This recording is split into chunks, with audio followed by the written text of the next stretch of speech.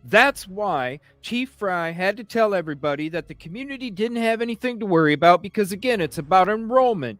You're scaring the fuck out of my students, Chief Fry. You need to so what? If Chief Fry says, guess what? The community has to worry, then what's okay? Well, everybody still has to shelter in place. What's that going to do to the enrollment? It's going to scatter. When we're sitting here doing these shows and you hear about all these people, prosecutors saying, what the hell is the prosecution team doing? That is so bad for them. That's a huge win for the defense. Da da da da da. And the prosecution is like, well, you know why? Because the university. If the university wants this house demoed, it doesn't matter if the prosecution doesn't want it demoed. They're fucking demoing it. And the prosecution can't say shit because the prosecution is heavily influenced by the University of Idaho. Look at all the shows we've been doing. Who's been buying all of the properties? Who's been doing all of the deals? You're going to tell me that the University of Idaho is going to pay almost $1 billion for a fucking lame ass MPD fucking building in a community that's 30,000 fucking people? And you're telling me that the university's going to pay almost $1 billion for that motherfucker? You saw it. We took you through Moscow PD cribs. You saw the little room that they had. That's $1 billion?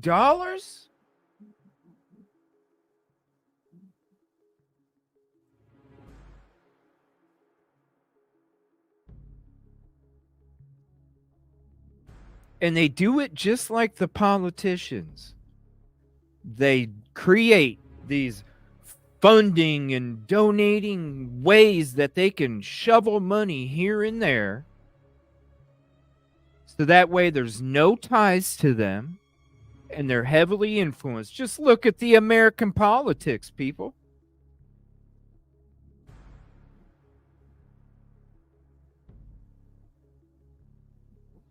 The influence is so strong.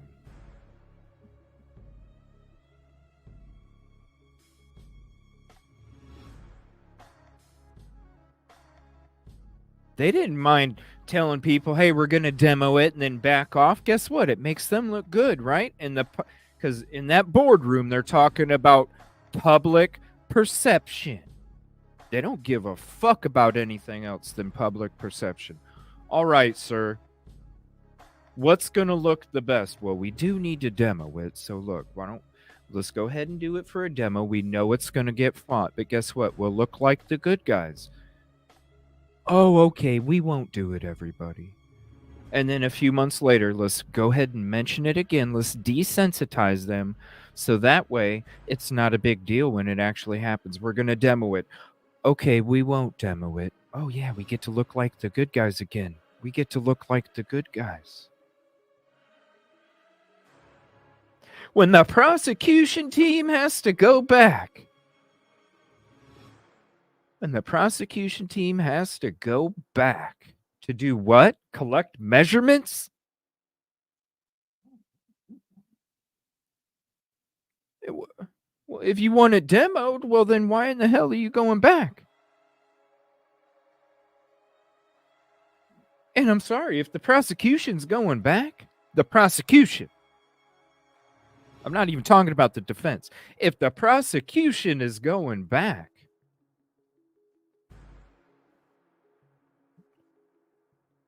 what? Look at it. The shows we've been doing for the last month, especially leading up to this, you've been seeing everything play out since October 31st shows that I've been saying. It's all playing out. And when you sit here and see the prosecution is even going back in to collect measurements. Oh, yeah. What if you don't think the university is influencing everybody else about this?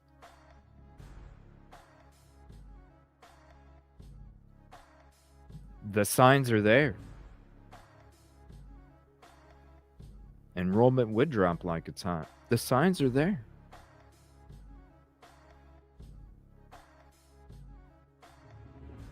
Thank you, Bianca. Ticket number 34.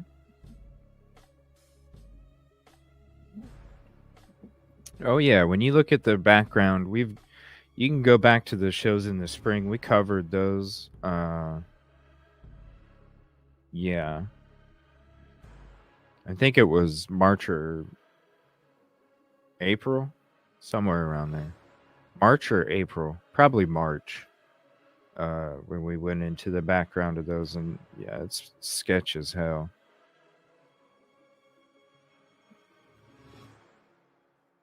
The jury should be able to go in. What's up, Julianne? Thank God it's Friday. Knowledge is power. What's up? The university.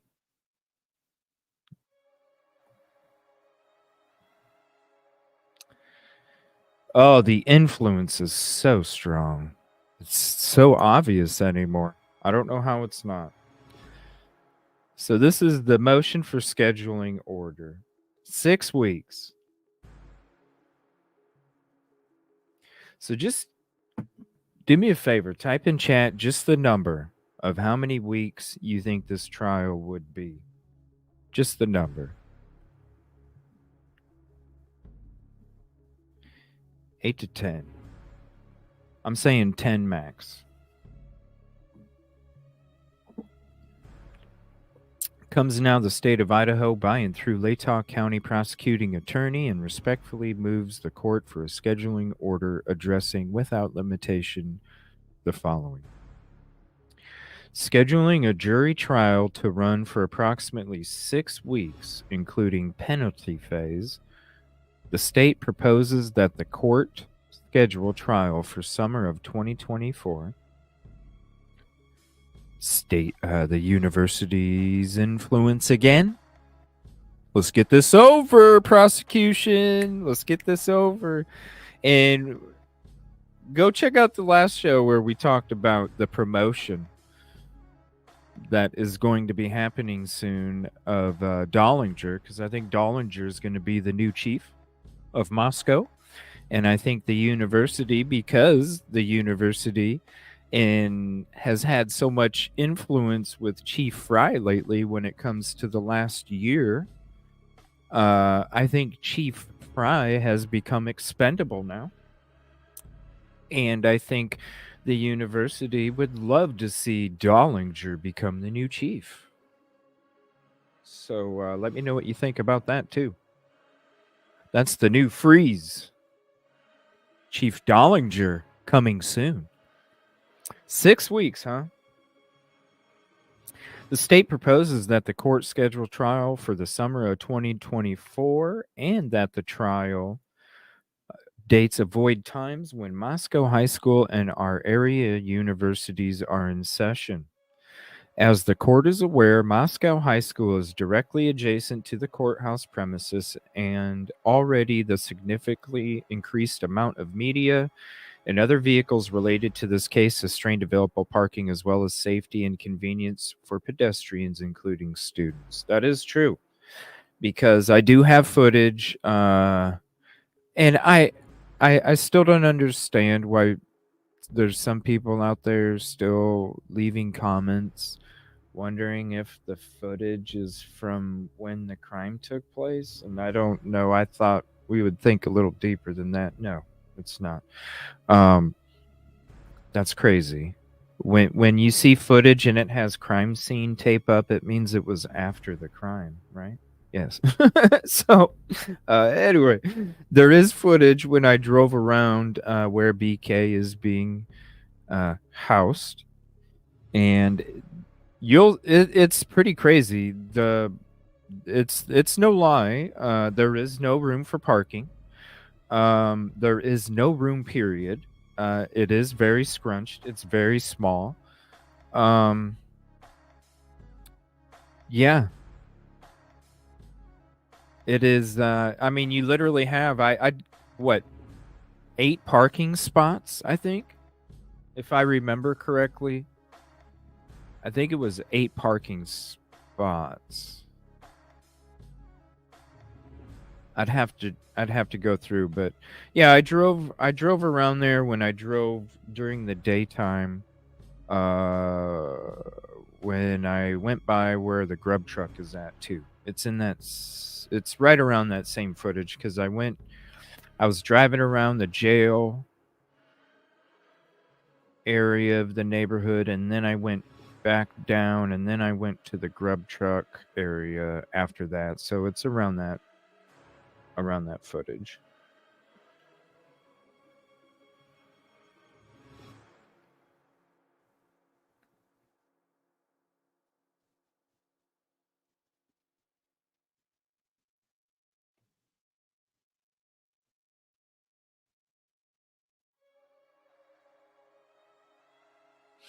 All right. So, I mean, I do see it though.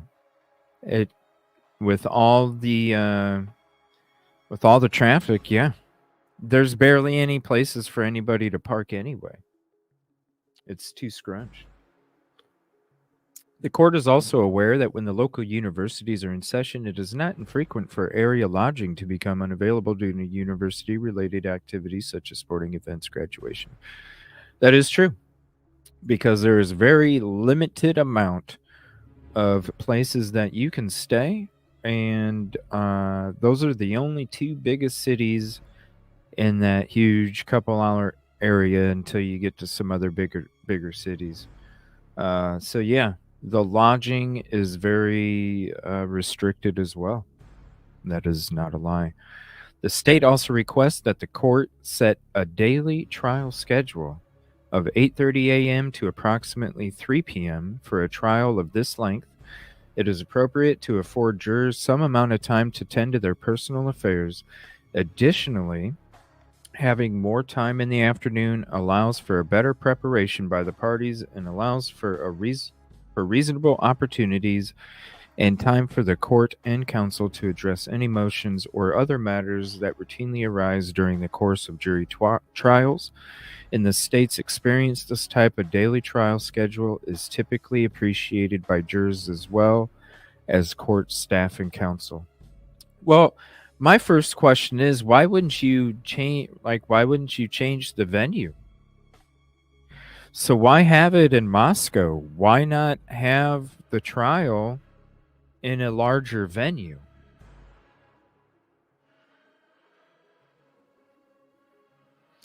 Because even though I'm reading this and what they're saying is true, it's absolutely true. Right, Katrina. What they're saying is absolutely true. And we'll go through the footage if I have time, because I'm going to be trying to make a Christmas live of one of the community members, Skittles, True Crime. She's having a Christmas live tonight, and I want to make sure that I'm done before her show. I might be back on later tonight, depending on when I figure out how I feel, and if I'm still feeling sick, I'm coming back on live late tonight. If I don't, then I might try and get some rest so I can hit the road like I was supposed to today. So it'll be a last minute kind of live if I do. I appreciate you guys showing up for this one too, by the way. But this is what I'm saying. You already have a restriction for lodging. You already have a restriction for parking.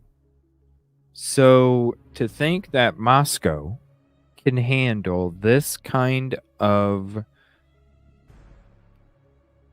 this amount of people, even if your schools aren't in session, forget the fact that the schools won't be in session. Forget the fact that it doesn't matter. It's still going to be restricted. So why try and rush this trial and get it started in the spring of 2024 when you can literally, you should change the venue anyway. Yeah, they do want a quickie. You should change the venue anyway, besides the universities and the restrictive lodging and, the pedestrian, whatever. You should change the venue. It doesn't mean you can't have it in Idaho. Doesn't mean you can't have it 2 hours away. You know what I'm saying? Like, you can still have it. Why does it have to be in Moscow? Oh, thank you, Kim Kitty. Let me see. I got to get my Bianca, Miss Smith, Brian Hoffman, D. Smith, and Jill. Thank you so much. We won't be having an OJ25 episode this Sunday, members only, just because it'll be Christmas time. But we will resume those the following. And who knows, maybe the OJ members only will end right as the trial starts.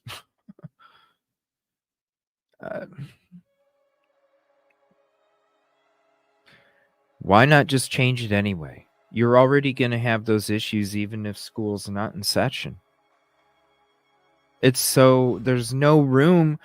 You're talking, that's like having OJ's case following for real? It's going to be bigger than OJ. This case right here is going to be bigger than OJ in 10 years, 20 years, 30 years. This case is going to be, OJ will be the second one everybody talks about. This is going to be the first one. Way bigger. So to tell me that you think that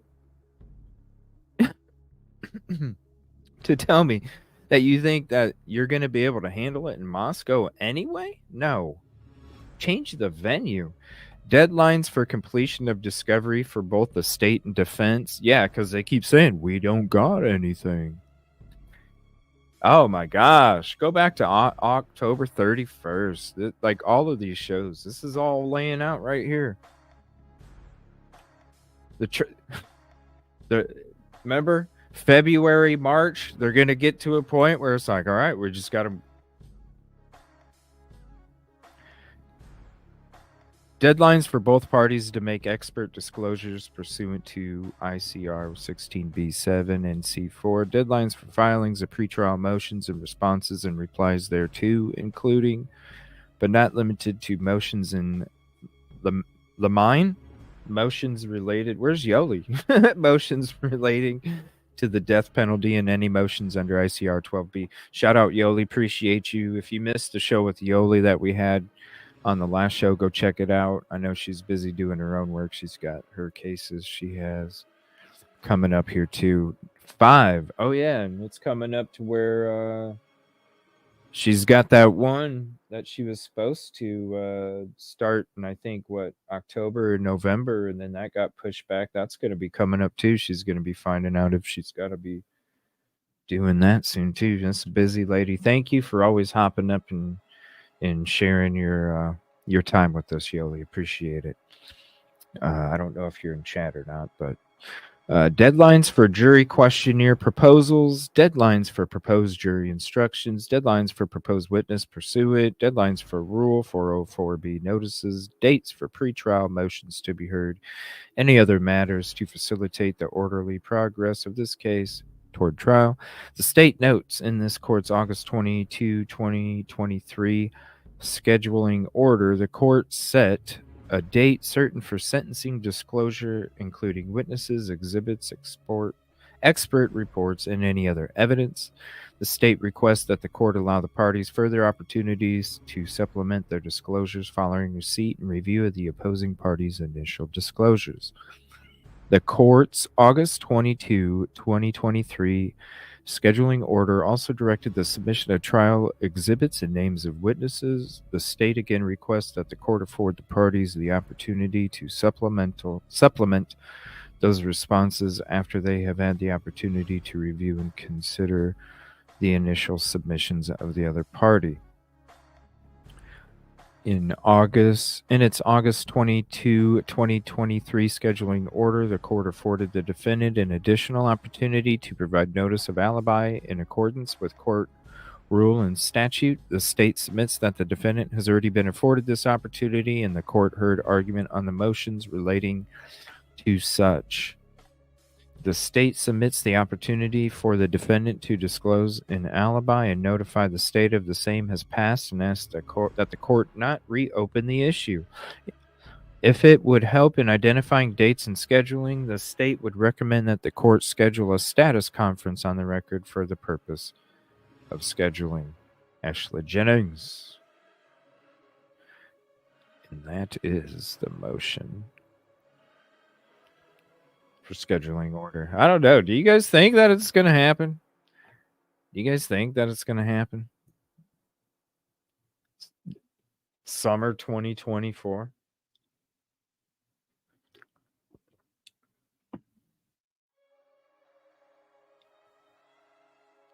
They just need to change venue. That's just me. You need to have it at a bigger... You need to have it. You're already going to put the community and the pedestrians in danger anyway. Just because school's not in session, you don't think kids are going to be out. Hell, kids will be out more when school's not in session. You know what I'm saying? Like for the universities and the high school, everybody will be out more because they're not going to be in class. It doesn't just change the venue.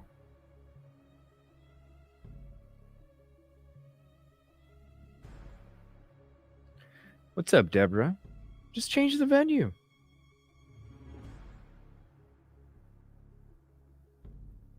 The cult church. Lemony. There we go. Thank you, Yoli.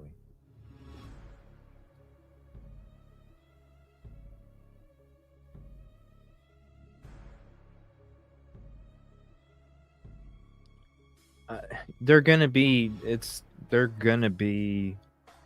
You need to have it somewhere where you can handle.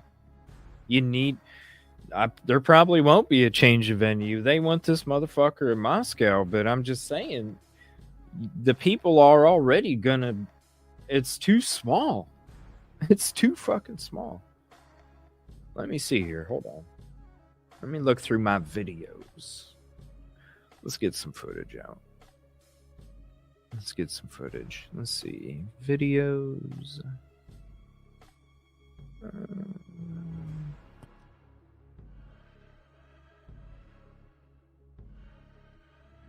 Let's see. 29. This probably...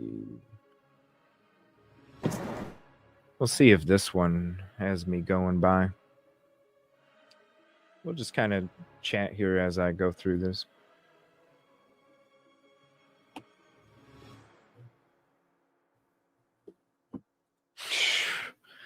How would you be able to have all that stuff? If that's your reasoning to push the trial, change the venue. The people are already going to be in danger anyway. Change the venue. I know they don't want to. What's up, typically? How are you doing? I know they don't want to, but seriously.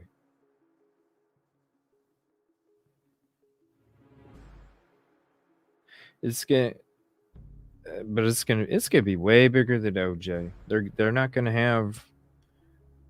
It's such a small place. It's too scrunched. Everything's so close together. There's barely any parking. Hell, go to the Christ Church. Christ Church has 8 parking spots. Come on. That's a church. Like, there's nothing. They can go to Walmart and park and have a shuttle. I mean, that's probably what they'll do. Tell everybody to park at Walmart and have a shuttle service, or have everybody park at the Kibbe Dome and have a shuttle service. I don't know. There's no way in fuck they're going to be able to handle it. It's too scrunched. And then when the schools are out, people are going to be out. There's going to be kids on bikes. There's going to be people walking. There's going to be people driving. When you're not in class, you're going to be out. So to act like It just doesn't make any sense. They just need to change the venue.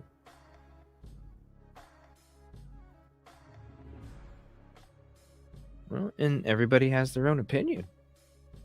That's the beautiful thing about everybody's theories, thoughts, and opinions. Everybody has one.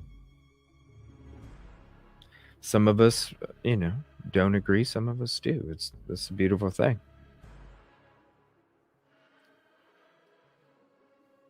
I just don't see how anybody would be when the defense keeps asking over and over and they're still not getting their shit. How is this supposed to be ready in 6 months, yo? Like, what are you talking about? They've already, like, the stuff Anne's been asking for 6 fucking months. She should have had that time way before. She should have had a year to go through this shit. She still hasn't even been able to.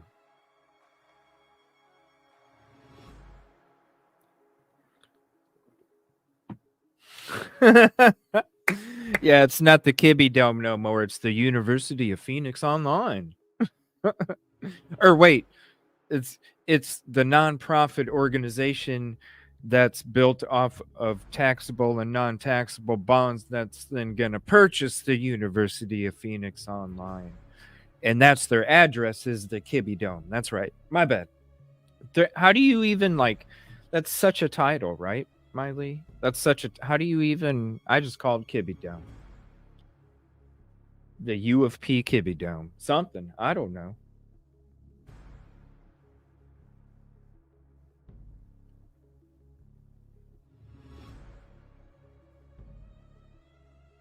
Second quarter 20. That sounds more reasonable, Christina. Really? Seriously. That sounds a lot more reasonable. Change the venue. Change the venue.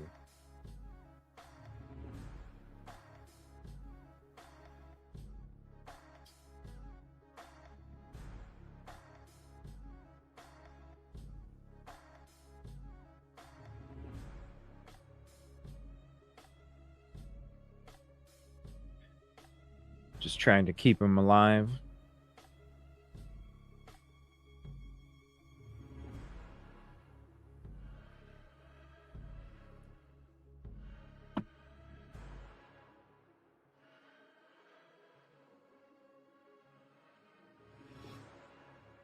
What's up, Bama? The capital of Moscow.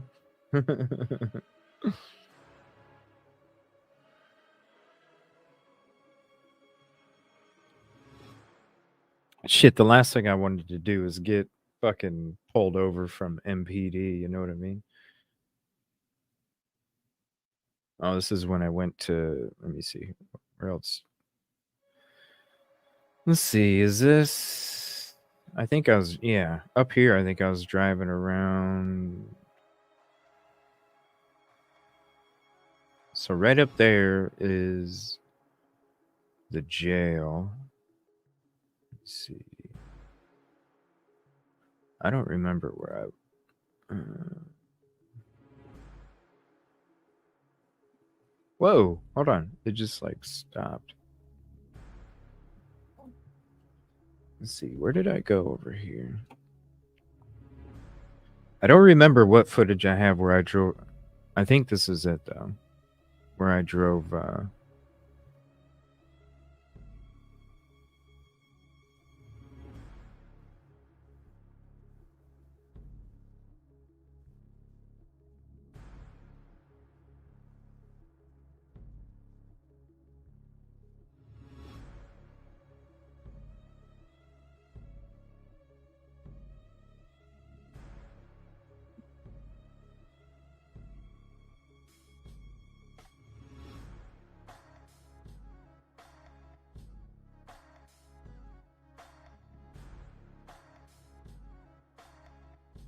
Sorry, I just don't remember what.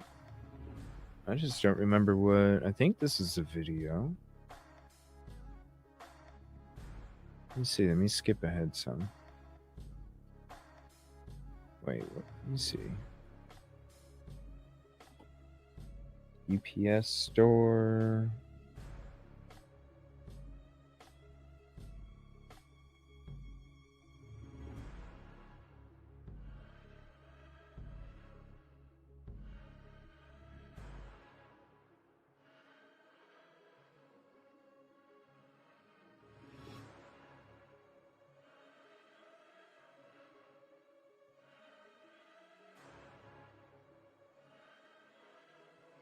Corner club. Yeah, there's a corner club right there. Yeah, it's got to be around here somewhere. I probably skipped it. We'll just go from here. It's probably in here somewhere. This is, what video is this?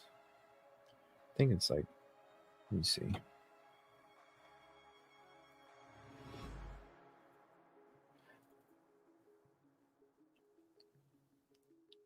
$35, I think. 46. And then I got 52. Let me see.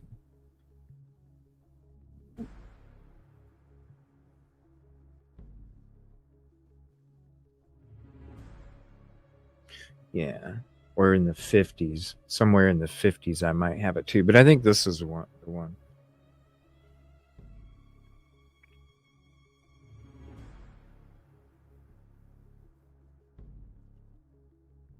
It's, I mean, geez, that's why this whole, like, that's what I'm saying. Like, how do you rank up? It's the easiest way I can compare it is, how do you rank it? How do you, if you don't write reports, how do you get all these awards to then get accepted into these programs, right?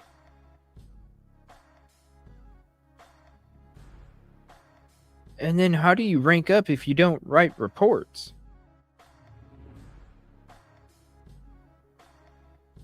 How do you rank up in Fortnite if you don't touch your controller? You know? How do you... please tell me, because I would love to be able to rank up in Fortnite and not have to touch my controller. You know what I'm saying? I would love to be able to rank up in Fortnite and not have to touch my controller. That'd be great. I barely get to play it as it is. I would love to be able to just get on Fortnite and all of a sudden my battle pass has gone through. I'm like, hell yeah, I didn't even touch my controller. Show me the way, MPD. Please show me the way.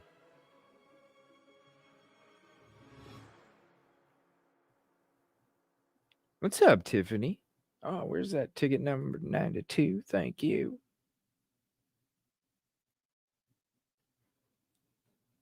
I want to rank up in Fortnite.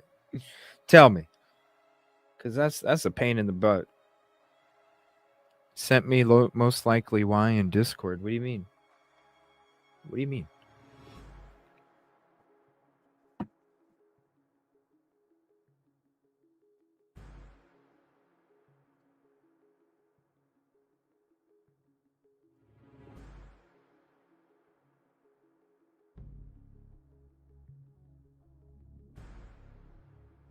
And no, in this footage, we're not going to be going by the crime scene where you can see the crime tape. So I don't want anybody to think that comes across as, is that why do you have this footage and not an agency?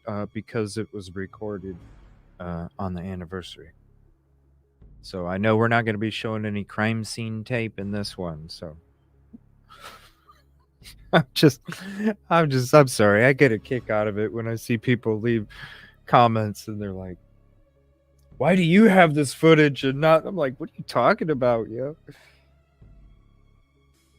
Just like when somebody's doing work on the video and they supposedly the white Elantra was from the day of the crime. What? Look at the title.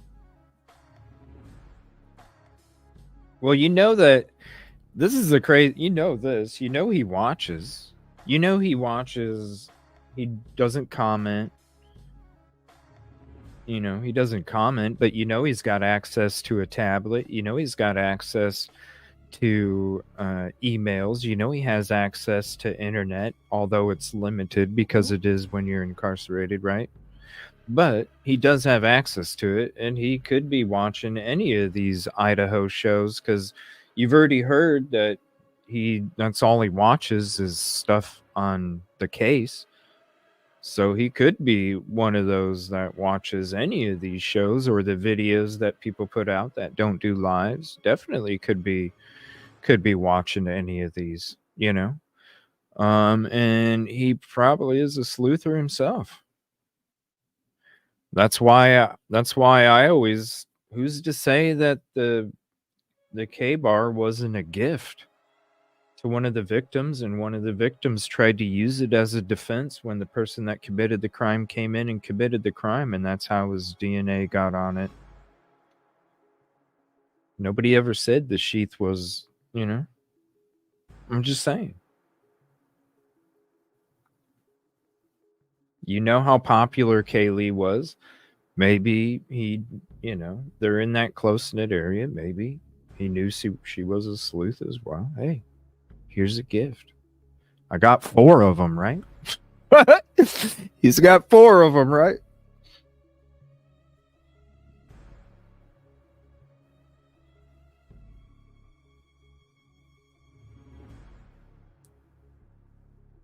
Lay tall baller 22. Oh, shoot. I don't know, Bama, because there was only a couple thousand.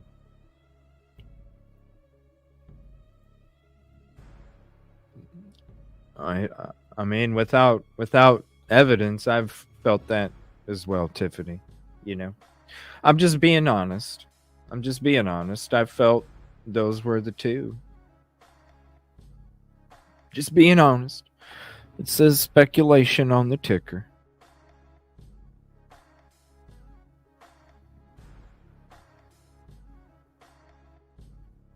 I can't wait for 2024. Because these booms of 2023 are getting so flat. I'm ready for the freeze.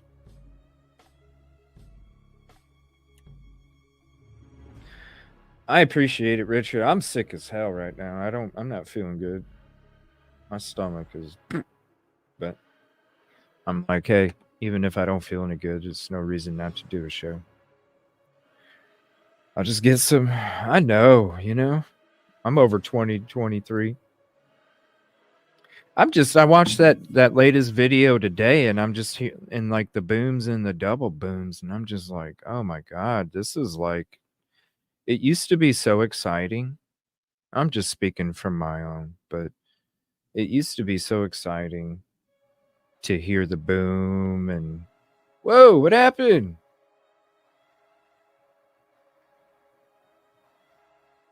Hold on a minute.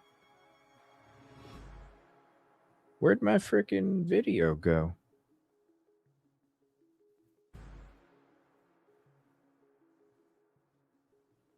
Hold on a minute.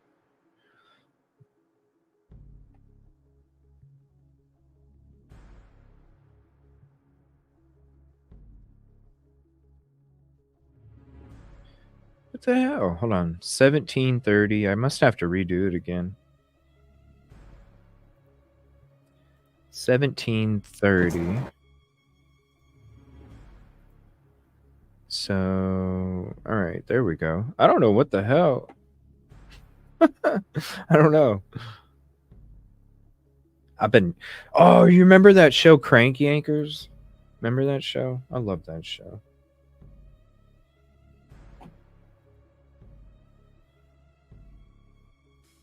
Hold on, I had to. There we go. No, I'm just like, I used to get so, you know, because you would hear him and it's like, oh my gosh, that.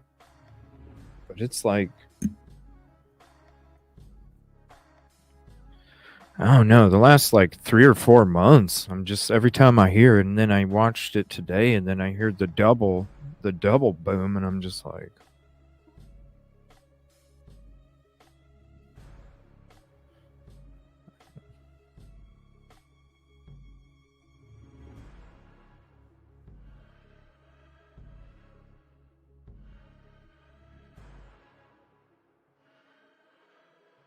I'm so over the word boom anymore. You know what I mean? It's just overused. It's just overused.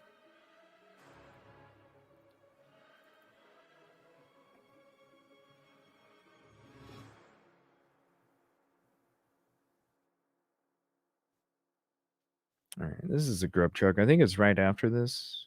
Maybe it was after the grub truck.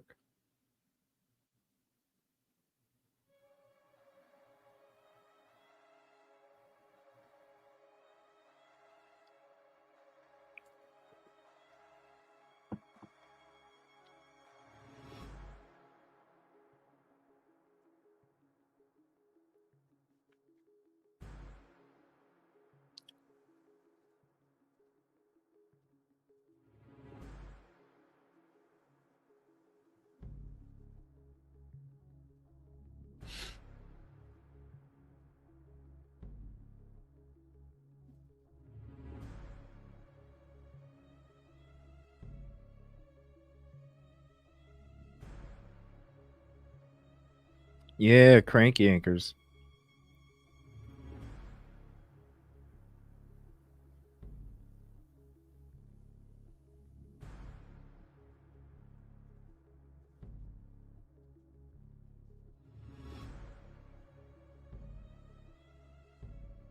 I know. Remember, like when? Yeah, I know. Reading through the PCA, and it was like, what?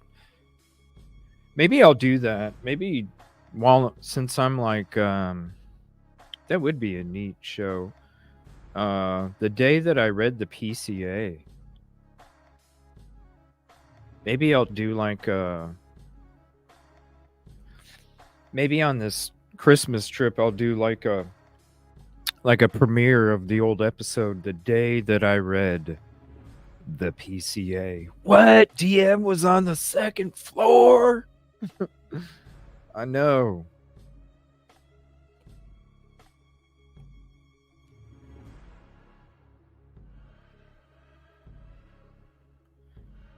I don't know. It got to be like some Nancy Grace shit with the booms. It just got to be like some Nancy Grace shit when you're asking people to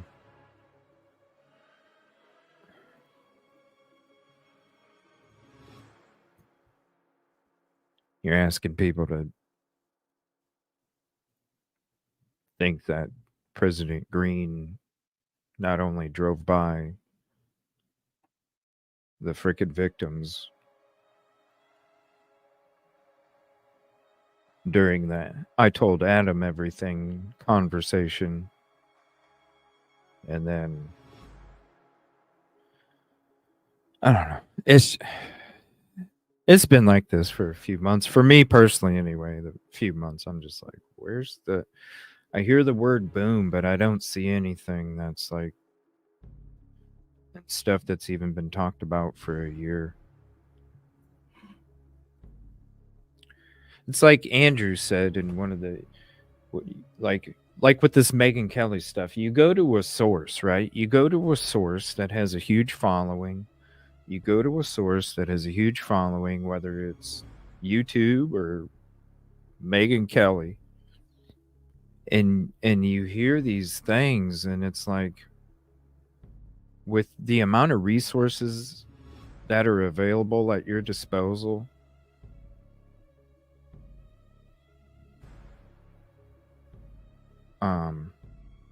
take care, Richard.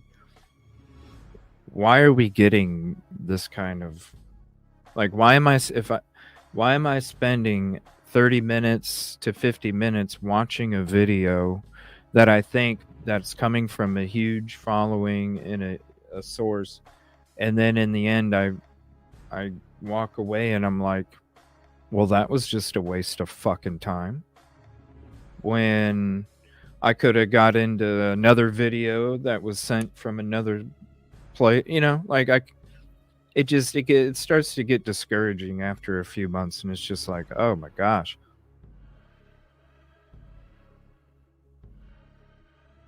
And then you hear these booms that come out over the last month and a half, and it's like, these are conversations that have happened on other shows, You know what I mean? These are conversations that have happened on other shows like a long ass fucking time ago, and then the boom is like a flat balloon anymore, and it's just like, okay, I guess I'm just gonna move the fuck on because you want to organize a fucking search for a K-bar knife from Pullman to Pennsylvania, but you don't want to organize a fucking protest. You know what I'm saying? You want to organize a fucking search for a K-bar knife from Pullman to Pennsylvania.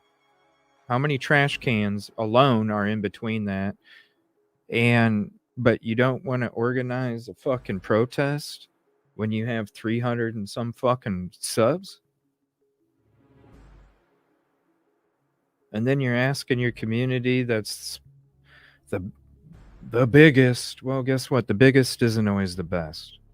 That's why I love this community, because we actually drop fucking bombs. We do it together.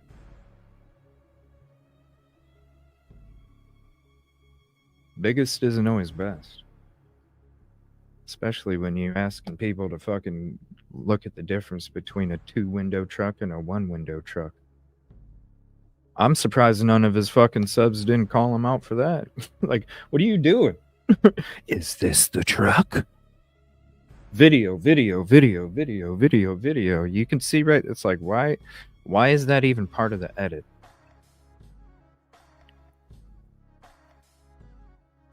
So when you go to these sources that have these huge followings and you take 30 minutes out of your fucking day, which, let's be honest, any of us YouTubers, it's a 24/7 fucking job. And when that 30 minutes that you're expecting is coming from a following, and you're thinking it's supposed to be something worthwhile, and then you waste 30 minutes and you're like, this is shit that's already been talked about, or this is shit that's just crazy ass for clicks. You walk away and you're like, what a waste of time. I guess I could have spent this 30 minutes looking into this.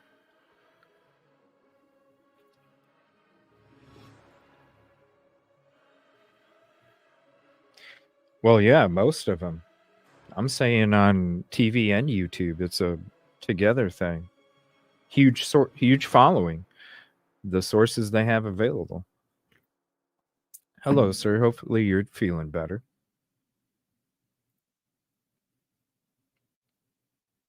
Right.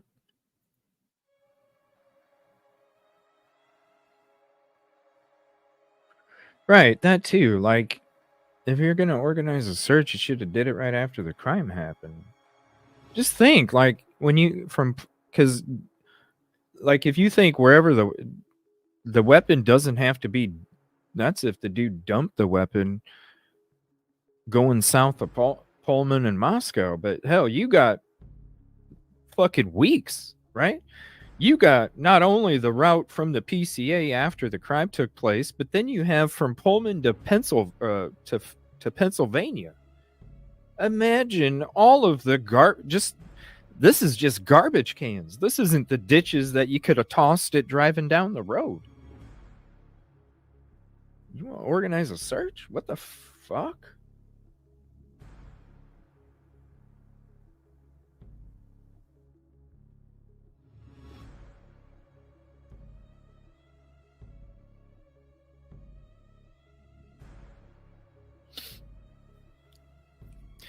You probably haven't been in the show for a while, CL. We don't rely that much on that news. So you probably just been in the show for a couple of days. It could have been anywhere. Yeah. The dumpster that was never checked. The dumpster that was gone before Ellie even arrived, because it had already been picked up to go to the landfill.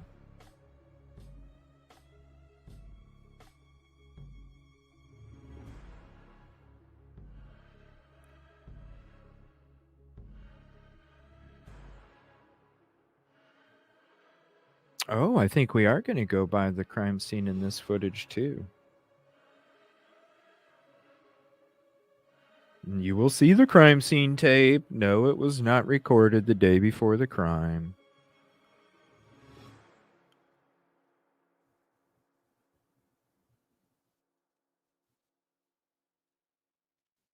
Wow.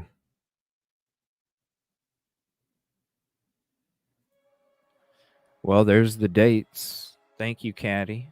Those are the. I'll show those in a second. Those are the dates that the demo is going to be taking place. What's up, Danny?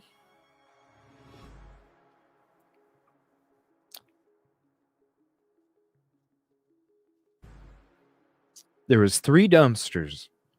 2 were checked. 1 wasn't. The dumpster was picked up, I think they said around 10:30 in the morning. The one that got picked up before Ellie was able to search it. I think they said it was picked up around 10:30 a.m.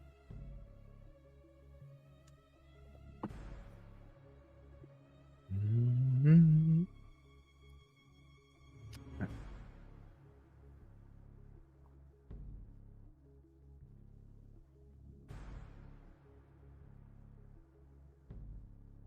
It was so beautiful there too.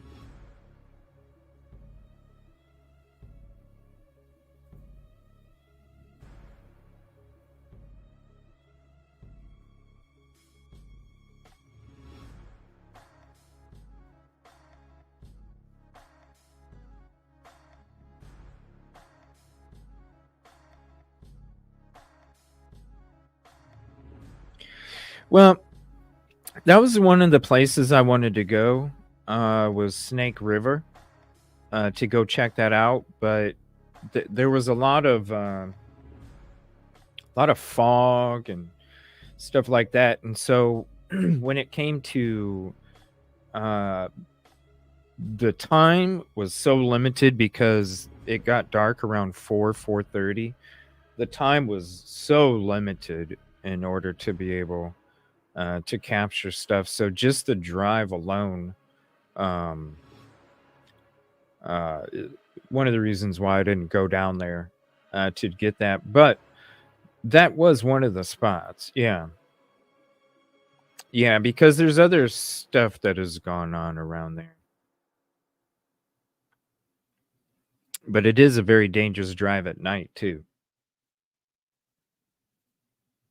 Yeah. It is but there's a lot of weird stuff that has happened at the Snake River.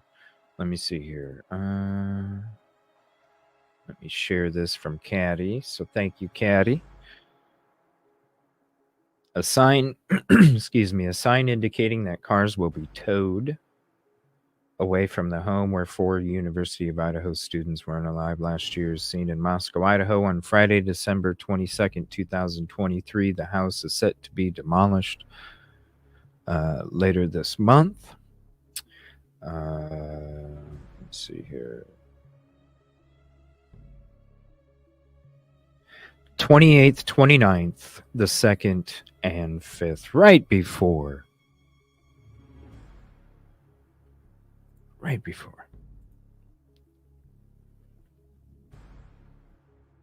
All right. Thank you, Caddy. This is an article. Let me see here. Here's the link for this. Is it sharing it? So this is a Daily Mail article.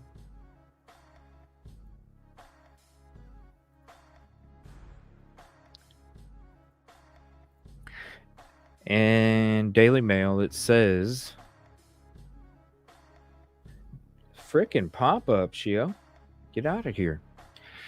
It says, exclusive, did Idaho police bungle murder weapons search? Hazmat-suited cops are forced to dig through trash mountain after sanitation truck mixed garbage from neighbors with that from home where 4 students were unalive. A garbage truck collected trash from the home where 4 was searched. Sanitation truck had already collected trash from other homes in the area, so the garbage from the home was mixed in. Right there.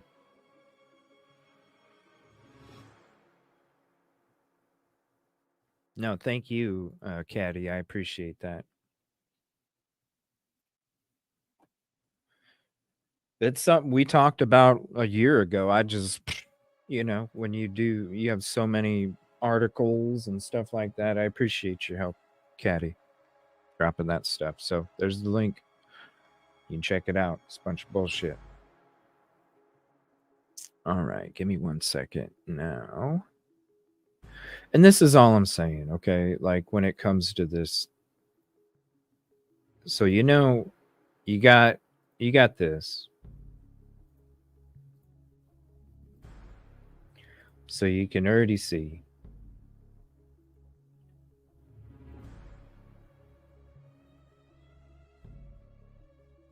There's no cab on the back of the truck. There's no cab on it. There's no cab. You got front window. You got the back cab window. So you have 2 windows and a back window. See what I'm saying?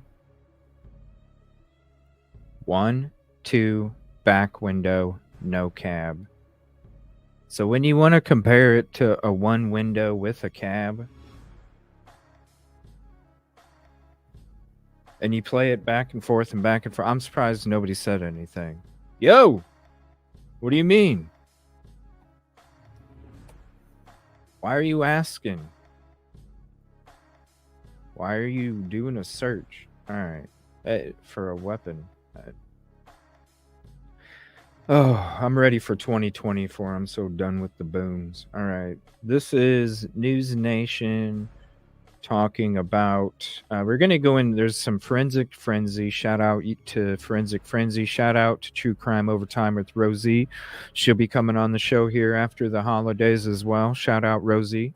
Can't wait for that. We're going to be watching one of her videos. We're going to be watching an Idaho4 revealed video about the IGG info that everybody was talking about as well. Great. I love Idaho4 revealed. Shout out to them as well. And then some Azari laws. We'll be checking out some short clips when it comes to the News Nation. Like, where in the hell? When it's talking about the trial, and then we're going to go to some Azari law. I love Azari. She's got her own channel too, so we're going to promote that as well. It was Presumption Podcast, but now I didn't know she has her own YouTube channel too, so we'll be checking that out as well. I want to bring in Mark Garagos now. He is a criminal defense attorney and the co-host of the Reasonable Doubt podcast with Adam Carolla. So, Mark Garagos, your reaction to this concept, like hearing Cheney Mason saying, "Don't do it, Something. Just don't tear the house down," was pretty big for me. Yeah, and if he didn't toss it there, then who says that he didn't put it in a McDonald's bag and then on one of the rest area stops, "Hey, Dad, I'm just going to throw some garbage out real quick." Or who says his dad didn't go to the bathroom at a gas station, and while he was at a gas pump, he tossed it in the garbage can? That's what I'm saying. Like, how about organize a protest? Why are you organizing a fucking search for a knife when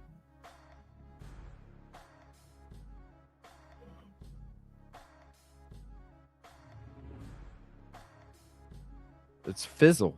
You know, to hear a criminal defense attorney of that ilk who has defended something that high profile saying "don't tear this house down" seemed like a big deal. I want to get your take. He's, I think Cheney also, who I have a great deal of respect for, is retired, is he not, Ashley? Because I will tell you that most defense lawyers would probably not view or voice their opinion on this, because I will tell you a secret. The last thing that the defense wants is this house to be standing, because once that house is torn down, all bets are off in terms of the prosecution. You never know, having tried scores of murder cases myself, you never know what's going to happen with a murder case. You just never, you watched them, Ashley. Inevitably, something happens in the trial that nobody was expecting, either the prosecution or the defense. One of the things that you usually have is the ability to test that against a crime scene. You're able to Right. go out. You're able to do some further investigation. How many times I've made the argument to somebody that you can't now bring in this new piece of evidence in the middle of the trial. And I've heard the judge say, Mr. Garrigus, it's an ongoing investigation. Nothing stops that. Well, this stops that. You are not going to be able, the prosecution is going to hamstring themselves to exactly what their theory is. And I think, frankly, that could be a very, very significant mistake. I don't understand why the prosecution wants to do it. Mike, You know, and what he's saying is like, yeah, the university is influencing the when you're hearing people like, none of them, this doesn't make sense. I can't believe it. This is a win for the defense. What's up, Gemini? This is a win from for the defense. The prosecution, why would they even do this? Anything can come up at trial. Da, da, da, da, da, da.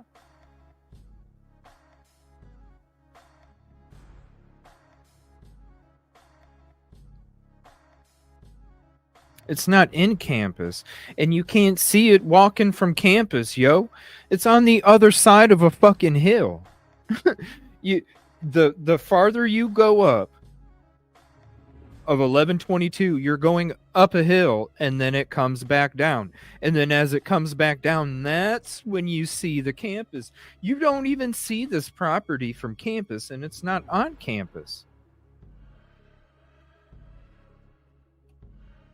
It's what everything that's being said or blamed or used as an excuse or being mentioned when it comes to this, it's all influenced from the university so they can get that the newest batch that comes in here where that house is gone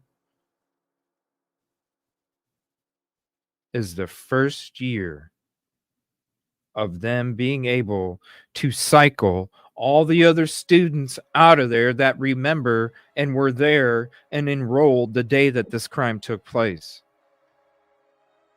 Because after that,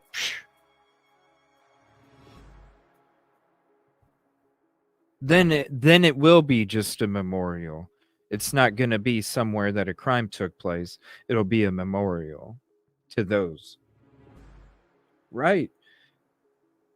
So to sit there and think that the prosecution, like, really?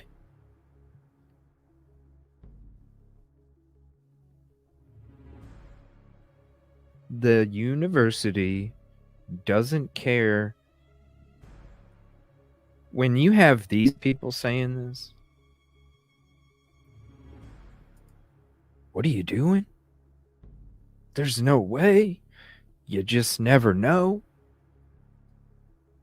You're setting yourself up.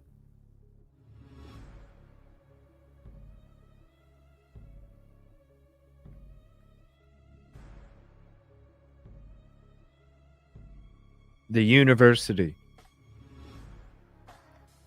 influences the prosecution, the police, the community, the votes, the money.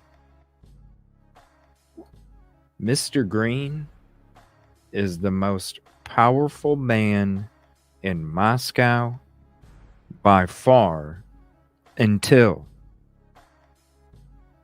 Mr. Green is the most powerful man in Moscow by far.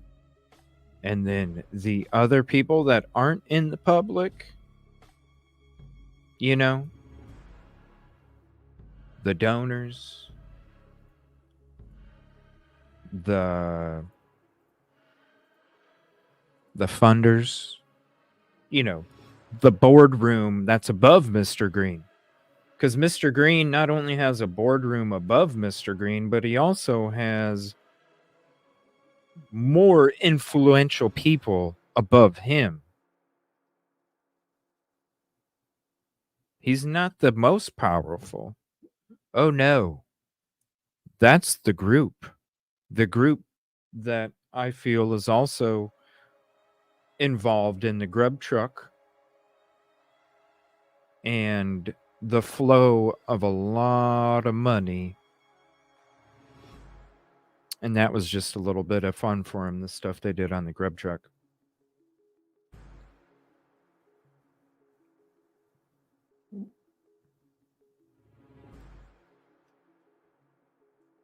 Mr. Green has people to answer to, too. That's why Mr. Green is like, yo, let's go. Let's get this done. Let's get it over. Come on.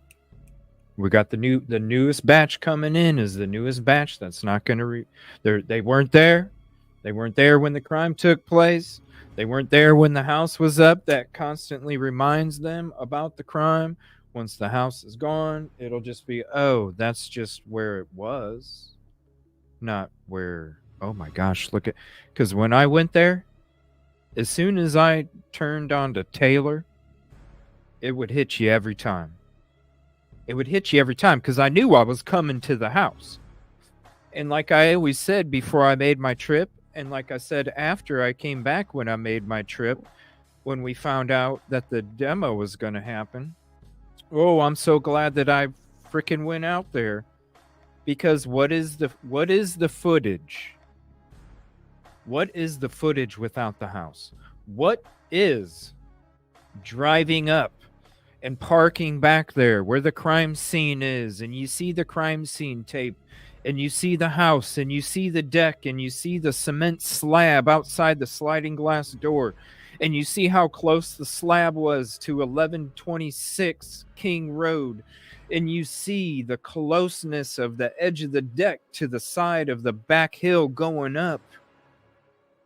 You see how close the house was. You run across the street and go down into the middle of where the house is, where you can go from the walkway between the two Queen Road apartments and nobody even really see you. And then you go across the street real quick and you can hop down such a small area that nobody would even be able to see you at night.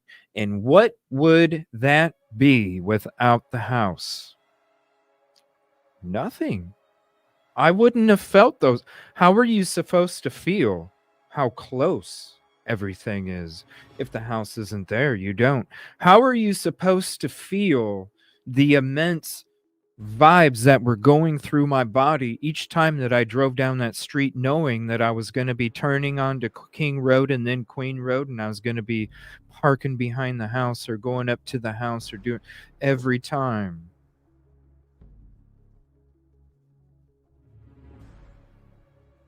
So when the house is gone, that feeling, the closeness, the intimacy of having that there.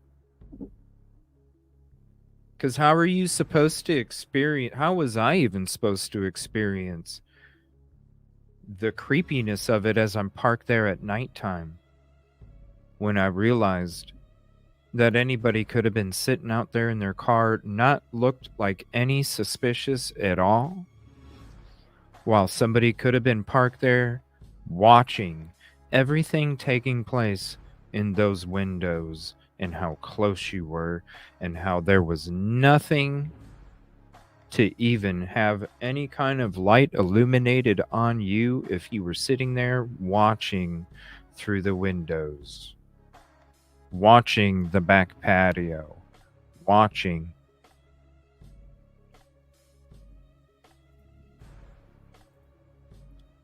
That's why to me, the incel theory at Queen Road makes the most sense.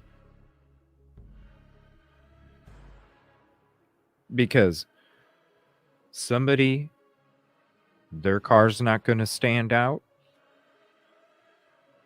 They might not even have thought about that when they moved there. But as they kept parking there, as they got home to go home and be alone, every time they went home and they parked in that back parking lot, because everybody that lives at the front of that Queen Road apartments parks in that lot, and they just kept parking there as they went home every day alone, frustrated they didn't have anybody, and every day and every night that they came home to park their car to go home, they saw. And then it started to become an obsession. And then all of a sudden, it became an addiction. And then all of a sudden they got tired of being alone and always being turned down. They got tired of being ridiculed by the opposite sex, and they're seeing these beautiful ladies having the time of their life. How fair is it for those dudes when it's not fair for me, when I have to walk 20 steps up to my front door and I have to go home alone every single night and I'm tired of it? Why do you think all the FBI profilers came out talking about it being an incel? Because it was. That's where you get that rage. That's where you get that explosiveness. And it could have happened completely natural just because they lived at Queen Road and parked in that parking lot behind the house. And they just over time got tired of it. In one night, everybody talks about the one night. That was the one night. The one night where nothing was going on, right? Everybody talks about that's the one night that nothing was going on. No parties. We've heard about it being a party house. We've heard about people being partying there and nobody that lived there was even there. It was such a party house. And that one night they didn't have nothing going on. It wasn't planned. It wasn't planned. The incel that lives at the Queen Road apartments came home and saw there was nothing going on. Okay, now it's my time.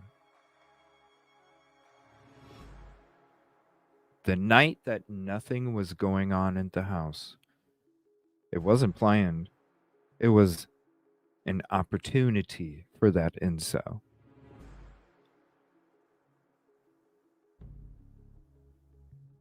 Everybody was gone. The lights were off. There was no parties going on. They could have been sitting out there. Oh shit, there's nobody, no parties. I'm bored. I can't get to sleep.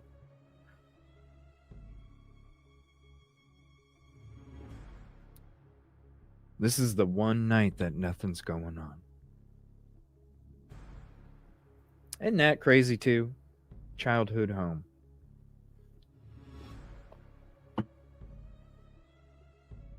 What's up, Skittles?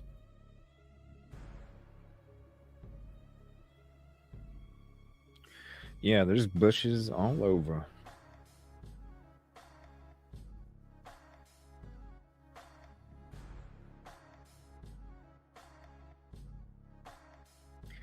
That's what I'm saying.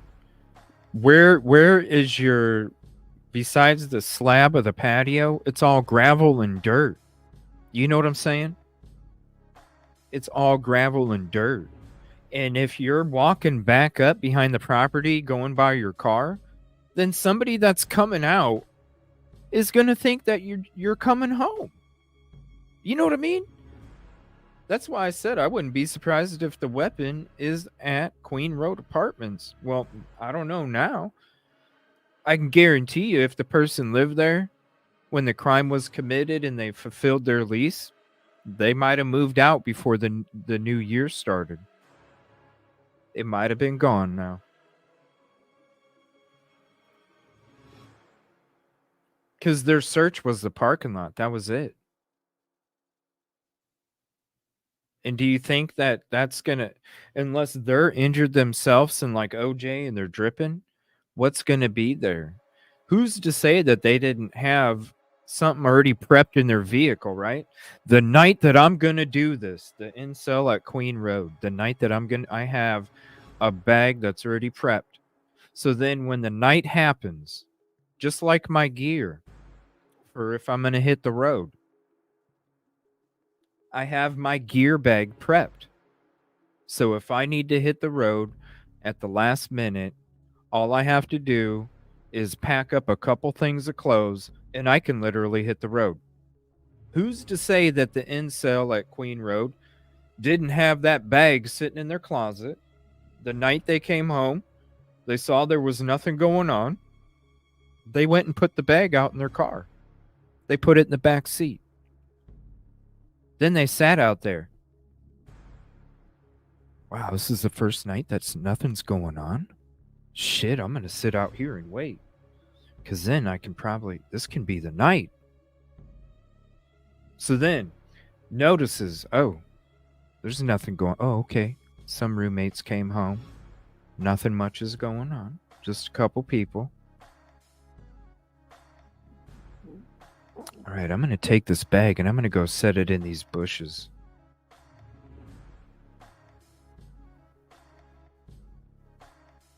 I'm going to go set it in these bushes behind the property. Right? And then I'm going to sit in my car. I'll just sit and wait in my car.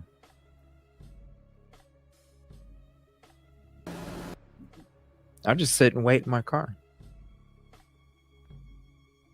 And then, oh, okay. Now they came home. Guess what? Now all I have to do is I just have to walk down this little teeny hill off to the left, grab my bag, get my weapon, get whatever I need to commit the crime, gloves, whatever, jacket, suit, right? Suit. Go in there, commit the crime, walk through the gravel and the frickin' dirt, come back up to my bag, take my suit off, put it in a frickin' garbage bag, put all that in a bag I already have prepped, right? Then I literally just take that bag, walk to my fucking home, or put it in a dumpster right up on Walenta Ridge, put it in somebody's garbage can even, who knows? There's the evidence. Now I just walk back home and I just hope that they don't knock on my door. And if they do knock on my door, I'll just tell them I was asleep. I don't know what to tell you. Because who's to say that they're going to be like, yeah, I was awake watching Nick at night? No. How would it be odd that somebody that's living at Queen Road, remember, it was a quiet night. It was a quiet night. I don't know. I didn't wake up. I came home from work. I didn't notice anything out of the ordinary. And then I fell asleep on the couch. All right. Thank you for letting us know. If you have any more tips, please reach out. Here's the number. Here's my card. Let us know if you hear anything. All right. Will do, sir. Shuts the door.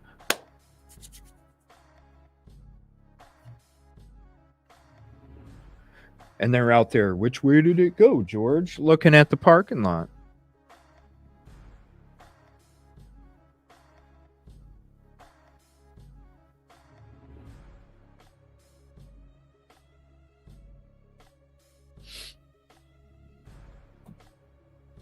I mean, to say that you don't know how the person left, to me, that says you jumped out Zaina and Ethan's window. You jumped from that little frickin' roof onto the gravel. You walked around. You put your shit in a bag that was already prepped for it. You got rid of it, and you went back home to Queen Road. Nobody knows none the better. Seriously, when this is the craziest thing with the latent footprint. You didn't even see it on the first path through. And like I said, you're going to tell me that the person that committed this crime had a Ghostbuster backpack with a Bissell machine on it? Oh, shit, my one footprint. Whips out the Bissell machine.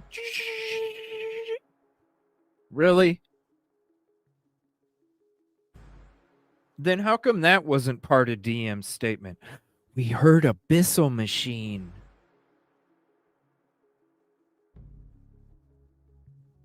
We heard a Bissell machine. They cleaned up the footprints. No, what it was that somebody that was there that wasn't supposed, you know, hello, you look at the footprint. That's I'm sorry, bro. If you're that tall and you have that size of a shoe, you're probably falling all over the fucking place. Let's just be real about it. If you're 6'3" and your feet are I'm just saying, you're probably tripping all over the fucking place, and you should have tripped on the little stoop. Let's be real. But you're supposed to make me think that the person that committed the crime had the Ghostbuster backpack, whipped out the Bissell, and cleaned up the footprint, and then they go, oh gosh, look, no.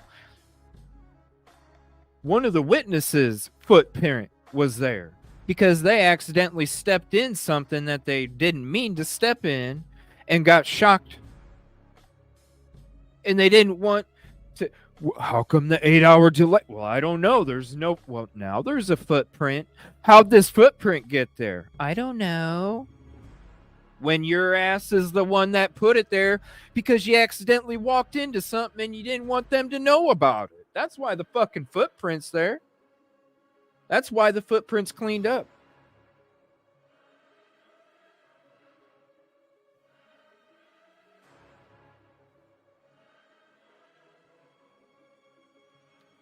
Who in the hell? Like, for real.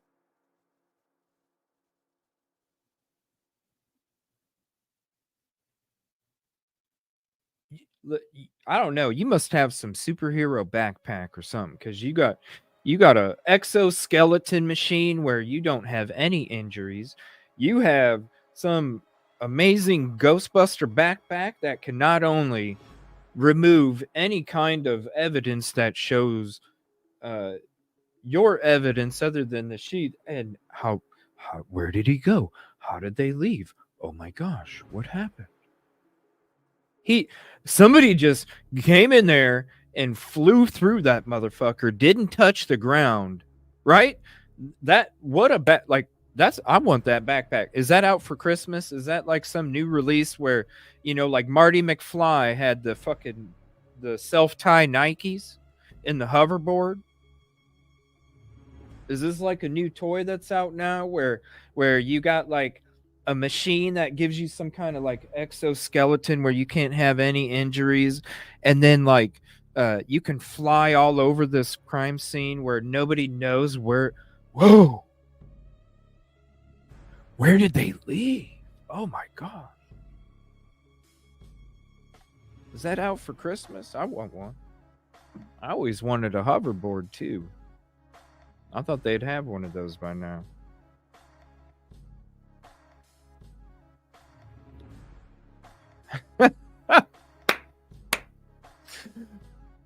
I'm just saying, he had, like, if you're the latent shoe print, why is it cleaned up? Because somebody didn't want somebody to see it. Does DM's statement say that the third time she opened the door, she saw bushy eyebrows and him walk towards the sliding glass door? But before, she heard some kind of machine, and I'm not sure what it was. But that explains the latent shoe print.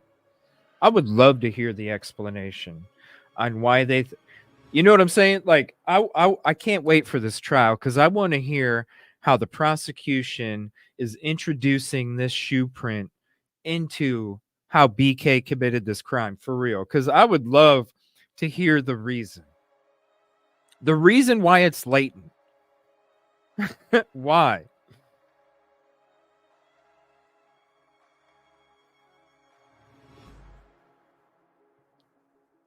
I don't think so, but it's obvious why. Because of the smell. Yeah, size 9. Like I said, you would have been tripping all over the place if you're 6'3" with a size 9. I'm not saying there ain't no size 9 6'3", but what I am saying is your body weight, if you're size 9, your body weight is not going to be able to be balanced and transferred that well. You're going to be tripping.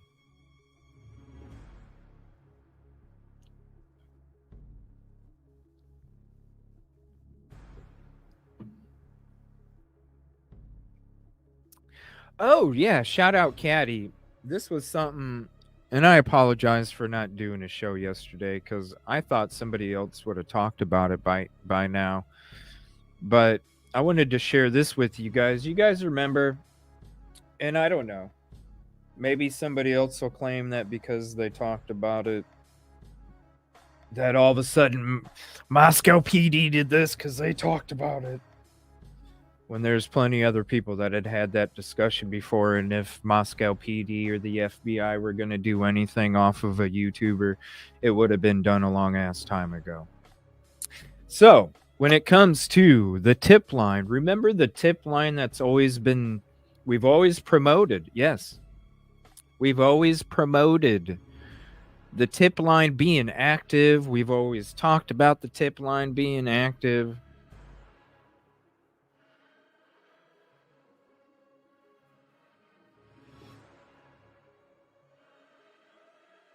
It's gone. It was gone. When was it gone? Let me see. Was it yesterday, Caddy? I think it was yesterday morning when you.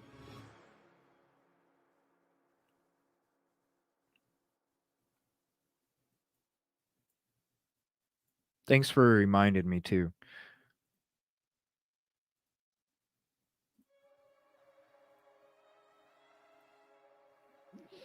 But yeah, it's gone. Why is it gone? Why is it gone? So if it was gone yesterday, 12/21, a couple days ago. What's up, Moto? 12/21.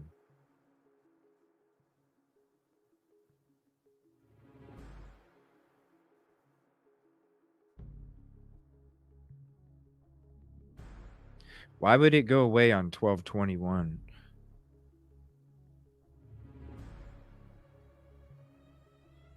Because they're ready. They don't need any more tips. They're ready to go. Yep, van style soul. That's it. But what was discussed?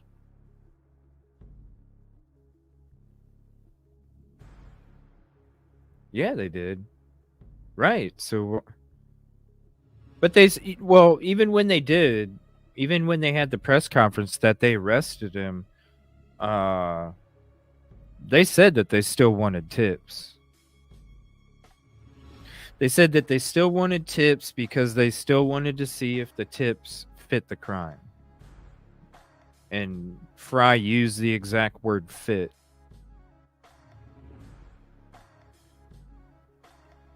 Well, you saw the vans in the bag that was carried out, too.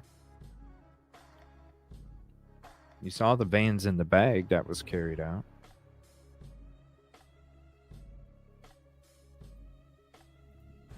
I completely understand if I'm sitting.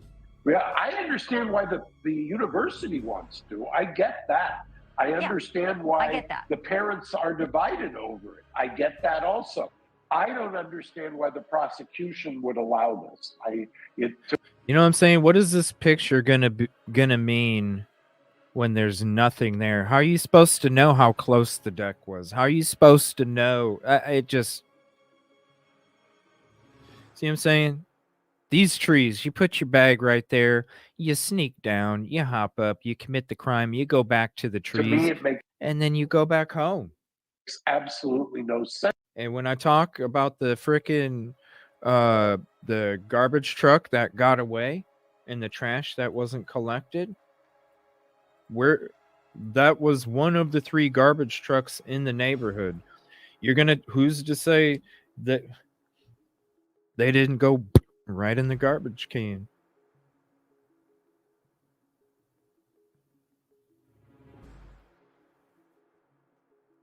Sense. And they made it back up to Queen Road, and nobody knew the better because they didn't look out of the ordinary because that's where they parked every night. I think that they are going to, I'll make a bold prediction, that they are going to have grave regrets about that, because I think, like, right there's the van's shoes. Like I, whoops, grave regrets about right there. And I don't know why somebody thought that that was red stuff on the back of that shoe. If you know the shoe, that's part of the sole of the shoe. It's not red stuff. So I don't understand why somebody's asking their community if it's red stuff. It's not. It's part of the shoe sole. And you would know that just simply by looking it up. It's right on the back. That because I think, like I said, something will transpire during the course of this trial where they wish they had that crime scene intact. Do you see it? Because the one thing that Cheney Mason mentioned that sort of caught me off guard, because I guess I hadn't thought about it, was the appellate issues that could be raised by the defense if there's a conviction and a big piece of evidence is now missing. Do you see these? Moto, thank you for the $5 super chat. Appreciate your contribution. I'm curious about the HVAC company that was something. It was like maybe a month after the crime, a little less than that. They had that HVAC company go out there, and that was a big question too. And like I was saying back then, this was back, I think, December when we were discussing it, and I even said back then, just because it says HVAC company on it doesn't mean it's HVAC.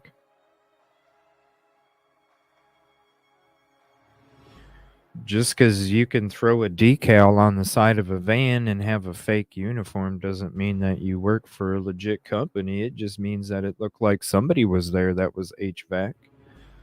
And who says it was HVAC? Who says it wasn't somebody who wanted you to think it was HVAC? All we know is they had permission to go inside the property. That's all we know.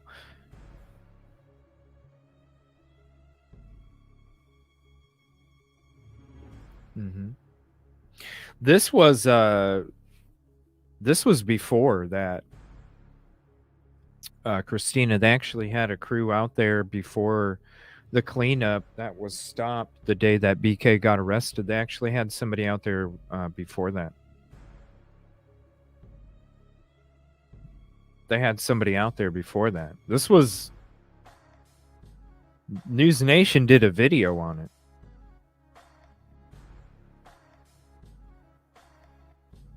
News Nation even did a video on it. If anybody knows the News Nation video and you want to send it to me, go ahead. I'll play it. I got it in my folder somewhere. It just takes forever to find it. But no, there was another company there.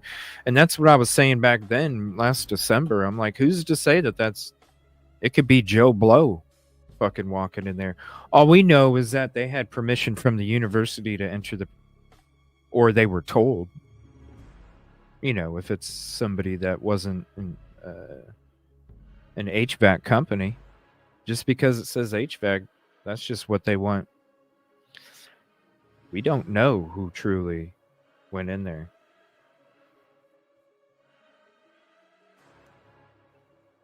The pellet issues, can you sort of prognosticate what they might be able to think through? I can absolutely. That's why I said Cheney's retired, because I hate to kind of prognosticate, but I can think of 3 or 4 different examples of something that, without engaging in rank speculation, just something that could occur that the defense brings up in the middle of trial, that there could be an alternate suspect, there could be somebody else who was potentially a witness, the Incel at Queen Road.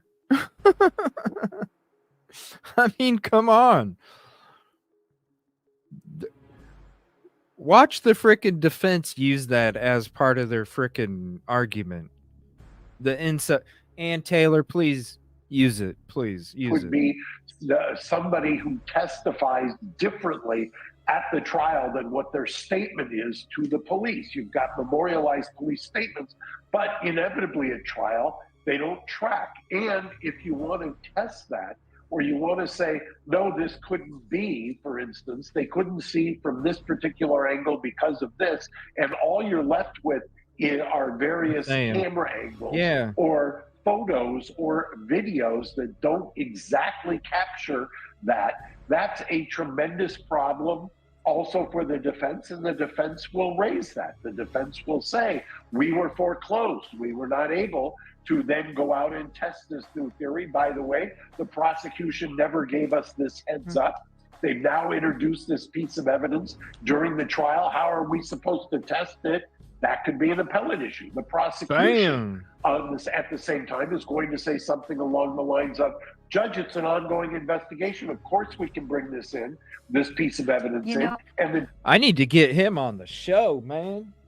Mark Garagos. I didn't like him at first.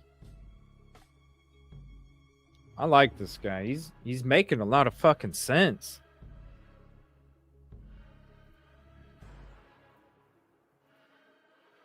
He's making a lot of sense. Please hit the like if you haven't yet. It's the free way to help.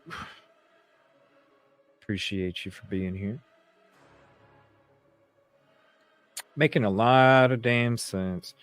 So, like when I was like, oh, I wonder when we first heard that Ann Taylor was going to be cool with the demo, right?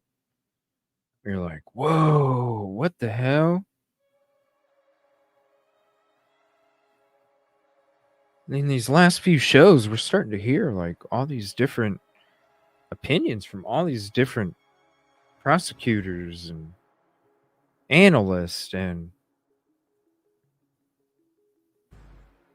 it's like, holy shit, that makes sense. Thank you, typically unique ticket 72. And we're like, damn, this is no wonder Ann Taylor.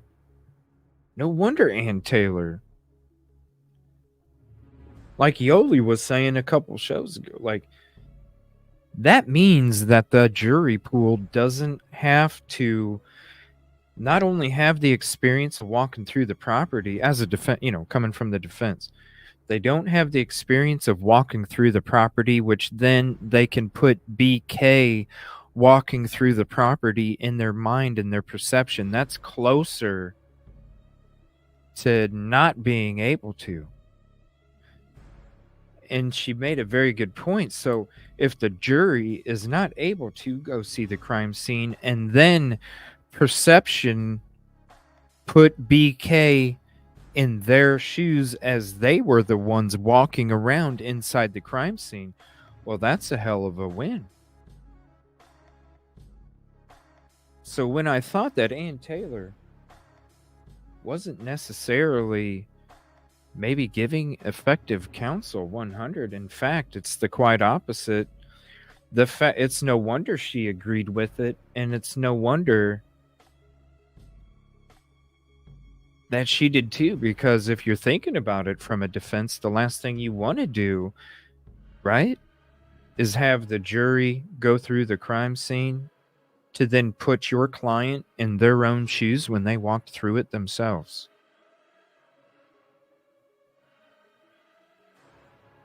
So it's a very interesting point. And the fact that the prosecution, with everything that Garagos has said in this video, and here's the link for this if you don't have it, he says a lot in this video.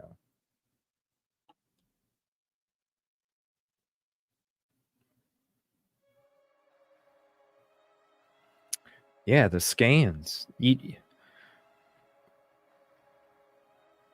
I bring up just, like I brought up when I was driving on the property.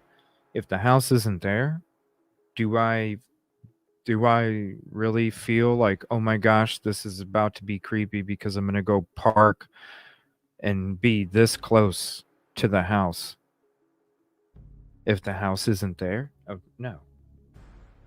It'd be very interesting. The defense will object and say, no, you can't, because we can't test it.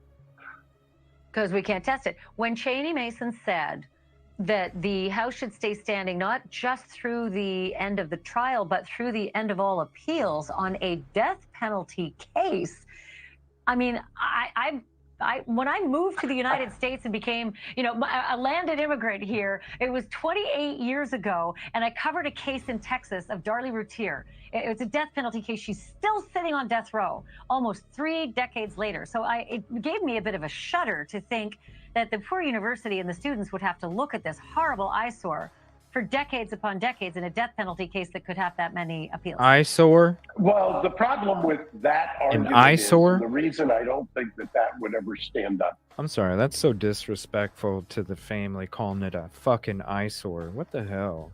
Is that you've then got a trial presumes either an acquittal and a conviction. An appeal presumes. Why would you even say those words? If you've been convicted and if you're up on appeal, call it crime if you scene. have not raised Eyesore. the particular issue with the House standing at that point, you're going to be hard pressed to get anybody to say you got to keep that House intact during all of the appeals. So I'm not so sure I would go as far as Cheney. I will tell you that until the trial is concluded and there is a sentencing and a notice of appeal and the trial court, once it gets to the Court of Appeal, is divested of jurisdiction, I don't think the House should be destroyed until that point of time. Thank you for watching.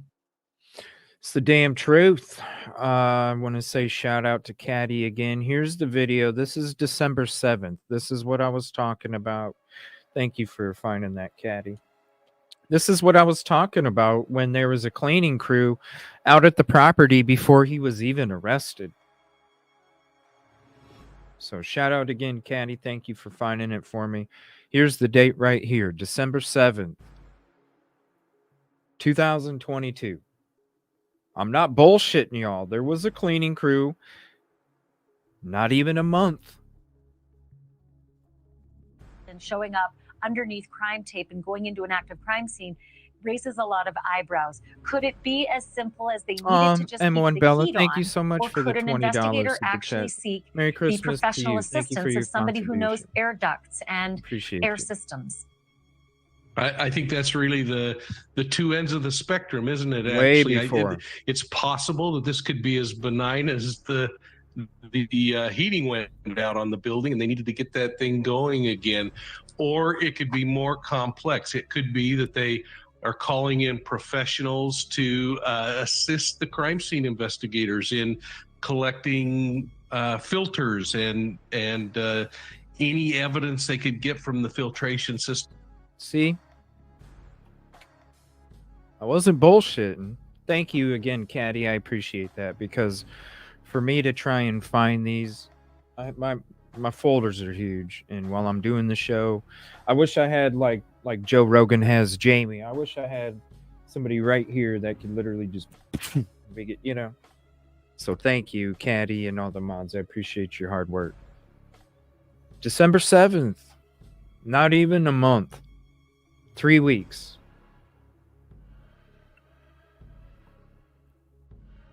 3 weeks. So, and like I said, who says grop heating and cooling is who says, hey, we need to borrow your truck? You know, we just need to go into the I mean, come on. So you're going to tell me that a cleaning crew, or not a cleaning crew, my bad. You're going to tell me that an HVAC crew was allowed to go in there after the crime took place, because look, you see the crime tape. After the crime took place, they were allowed to go in there for what? What would they need to go in there for?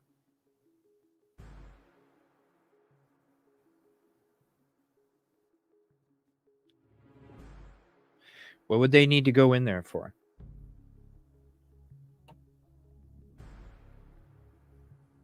Oh, and thank you, Bella. New member. Appreciate that. We will be skipping the OJ 25 members only just because it's Christmas. But we will be picking back up the following week after that. And we're going to have some other members only stuff coming out where we watch some of these old shows that we went into. I'll let you guys know on the next members only. Keep it a surprise.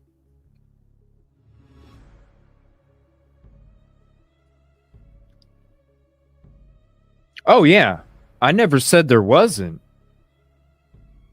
What I did say is that there was a cleaning crew way before the cleaning crew that got stopped. I was live the morning that BK was arrested. I did a show the day BK was arrested. And I know because I was the one that was like, holy shit, I was live. Holy shit, they stopped the cleaning crew? Trust me, I know. I was live. But I'm talking about the cleaning crew way before that one. And that one's right here.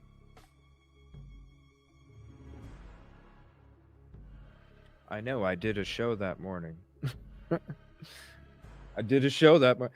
You guys, maybe I should do some re-shows where I like show the day that I read the PCA, the day that the PCA came out. I should do a replay of the day that BK was arrested. You'll see. Hell, the day that the PCA came out, I'm sitting there telling everybody there's so many holes in it. It's okay though. I know I was only like that big back then, so nobody would have heard those. But to say that this is even real, who says? System of the home, the air ducts and other areas.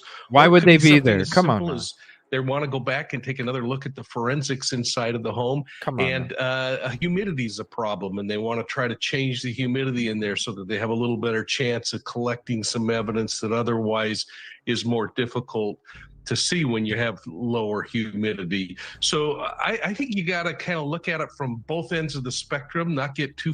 No, it's called they had a limited amount of evidence when it came to the DNA of the person that committed the crime. So they were like, you know what? We need to go send a crew in there to collect whatever kind of evidence might have flown through the filtration system of the furnace. Very limited amount of information. Why do you think 3 weeks after the crime took place, they sent somebody out here? It wasn't to service the furnace. No, because they had limited amount of DNA or evidence to show the person that committed the crime. So they sent an HVAC crew out there to collect the filters, the filtration, any parts of the ducts, or schedule out to have parts of the ducts removed. Who knows? They could have went there and went like, okay, they could have just went inside to mark everything out. Okay, if it's going to have something, it's going to be here. It might be in this part. We're going to make marks. Okay, right here might be a spot where there might be some good DNA. It wasn't to service. It wasn't to service that. Right. That's why I'm saying. Who says it's grop? HVAC. It could have been investigators. That's what I was saying December 7th. I'm like, who's... Just because it says grop on it doesn't mean it's not Joe fucking Blow walking in there. 3 weeks after the crime. Oh my gosh. Yeah. Why would they send an HVAC crew out there? When shit doesn't make sense, it doesn't make sense the day that it comes out. Like the day that Fry came out and initially said that the community didn't have anything to worry. All of a sudden, that becomes one of the most talked about that we've talked about on this show. Because from the beginning, I was like, what frickin' chief comes out and says an unalive situation, or that the community has nothing to worry about when they don't even have a suspect?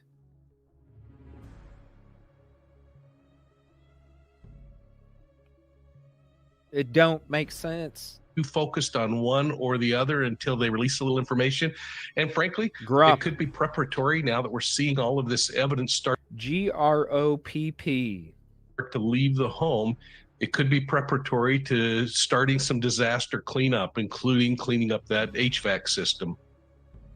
So, it could be that they are calling in professionals to assist the crime scene investigators in you get a collecting screenshot of it if filters and any evidence they could get from the filtration system of the home, the air ducts and other areas. Or it could be something as simple as They want to go back and take another look at the forensics inside of the home, and humidity is a problem, and they want. There. Take a screenshot if you want of the van itself.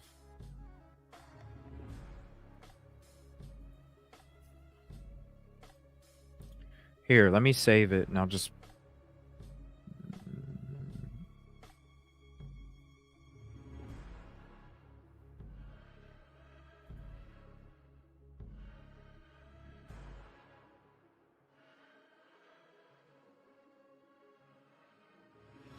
Freaking notifications, get off my shit. Hold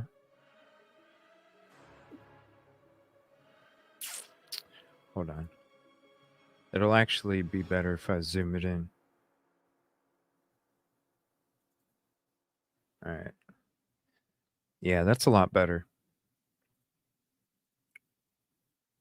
Let's see. Stop. Present.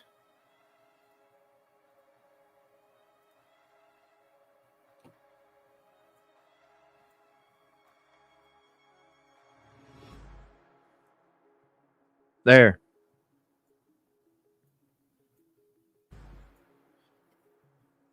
Oh, you got hit? What?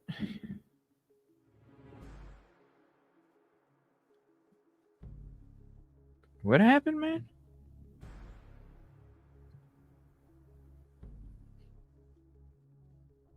Yeah, be vigilant, right?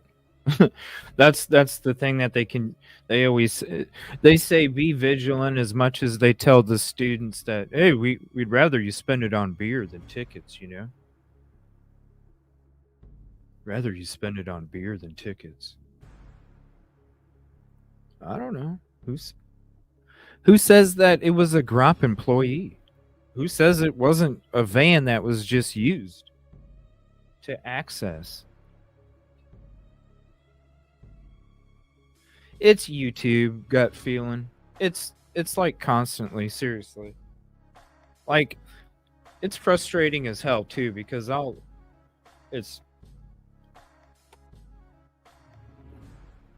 YouTube makes enough money off of us creators. You know what I'm saying? Like, when it comes to the percentages, they make enough off of the fucking creators, and the fact that they make that much and they can't fix their shit for the community like you. Like, why should you be unsubbed to a whole bunch of creators because of some buggy ass glitch, when you're the one that supports their ass of the cut that they get out of the support that you show all the other YouTubers? You know what I'm saying? It makes absolutely no sense. Fix your shit, YouTube. And they don't have to do shit. What do they have to do? What does YouTube have to do in this show? What does YouTube have to do? Nothing. They provide a service for me to do a show. Other than that, what the fuck do they have to do? Nothing. So they get that big of a cut out of the support that you show the show. They get that big of a cut, and then they don't take care of the fucking people that are supporting them in the long run. It makes absolutely no sense. They need to fucking fix their shit, because this has been like a year of YouTube having 503 errors and all this other shit, and it's getting ridiculous.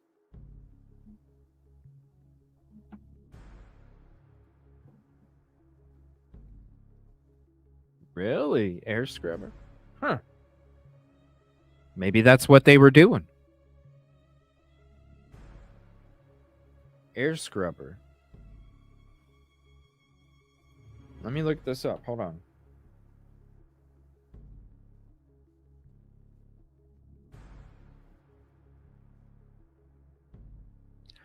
We're gonna go there.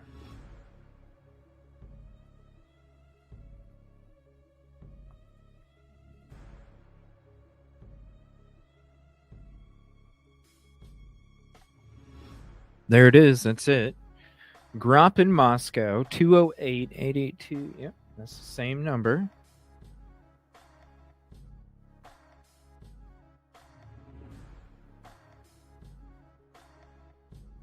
Based on 34 reviews. Wow. Wow.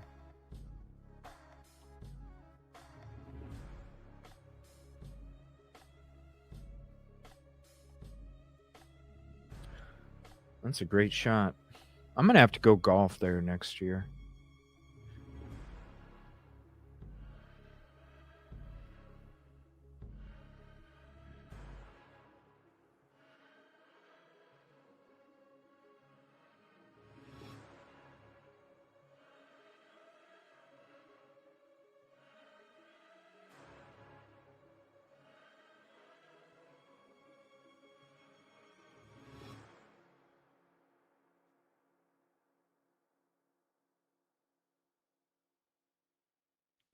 Air Scrubber Plus.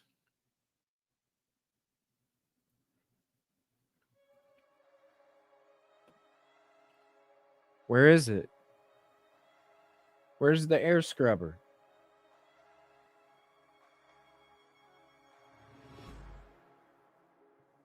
Where's the air scrubber? Hold on, let me reload it. What the hell? Air Scrubber Plus.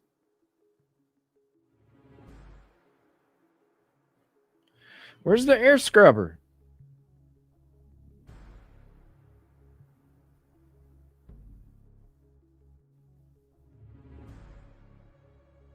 What? What the fuck? It took me... What?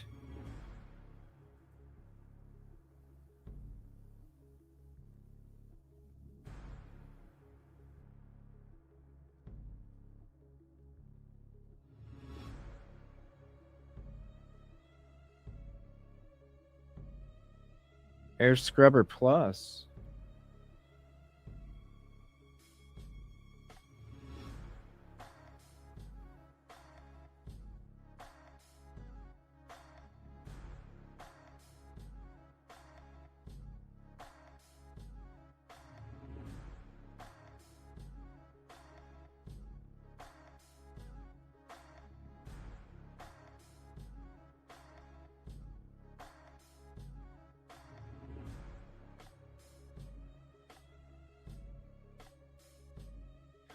Thanks for having me look that up, Megan.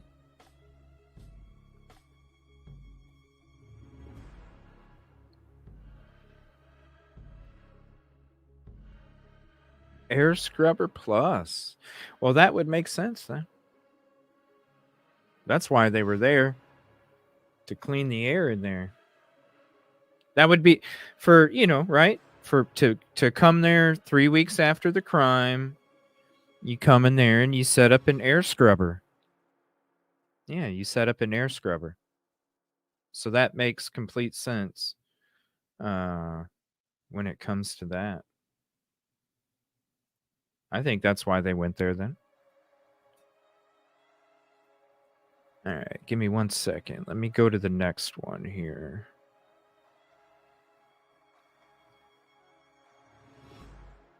All right, summer trial. No, this is about the civil suit here. Thank you, everybody, for your help. 8 days left until the biggest piece of evidence in one of the biggest murder trials of the decade is no more. I'm talking about the house on King Road in Moscow, Idaho, where 4 university students were brutally murdered in November of 2022. In 8 short days, that house is going to come down by order of the university that owns it, and with the consent of the state, as well as Brian Koberger's defense team. But as you may know, most of the victims' families are fiercely opposed to that house coming down. And tonight, the attorney for the Gonzalez and the Mogan families says there still might be a way to stop it. Kernodle families are also part of that. That attorney says a civil suit. Right. One that would also claim the King Road house as evidence in a... Yeah, it's stuff we've discussed. You have to be certified. They're not certified. Gromp is. I don't think so. That's why it took place 3 weeks after. You have to be certified to handle those biohazards. It's something I talk about when I've talked about my experience with the scent of somebody passing multiple times.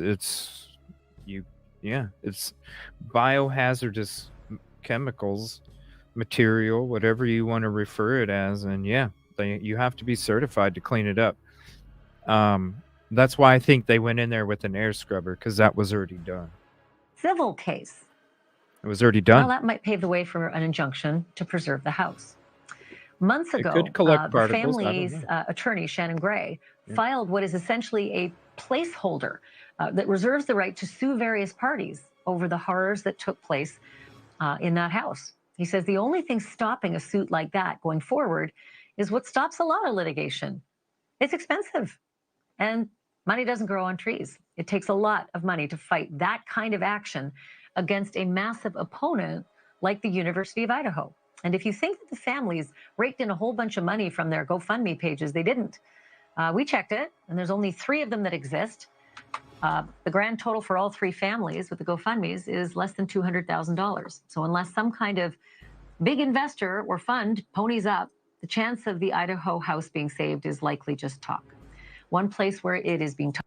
And that's why I'm saying, why are you, if you have that big of a following, why are you trying to organize a search for a fucking knife when you could be doing something like this to be helping instead? I don't understand it. If you have the availability to do it, why are you not doing it?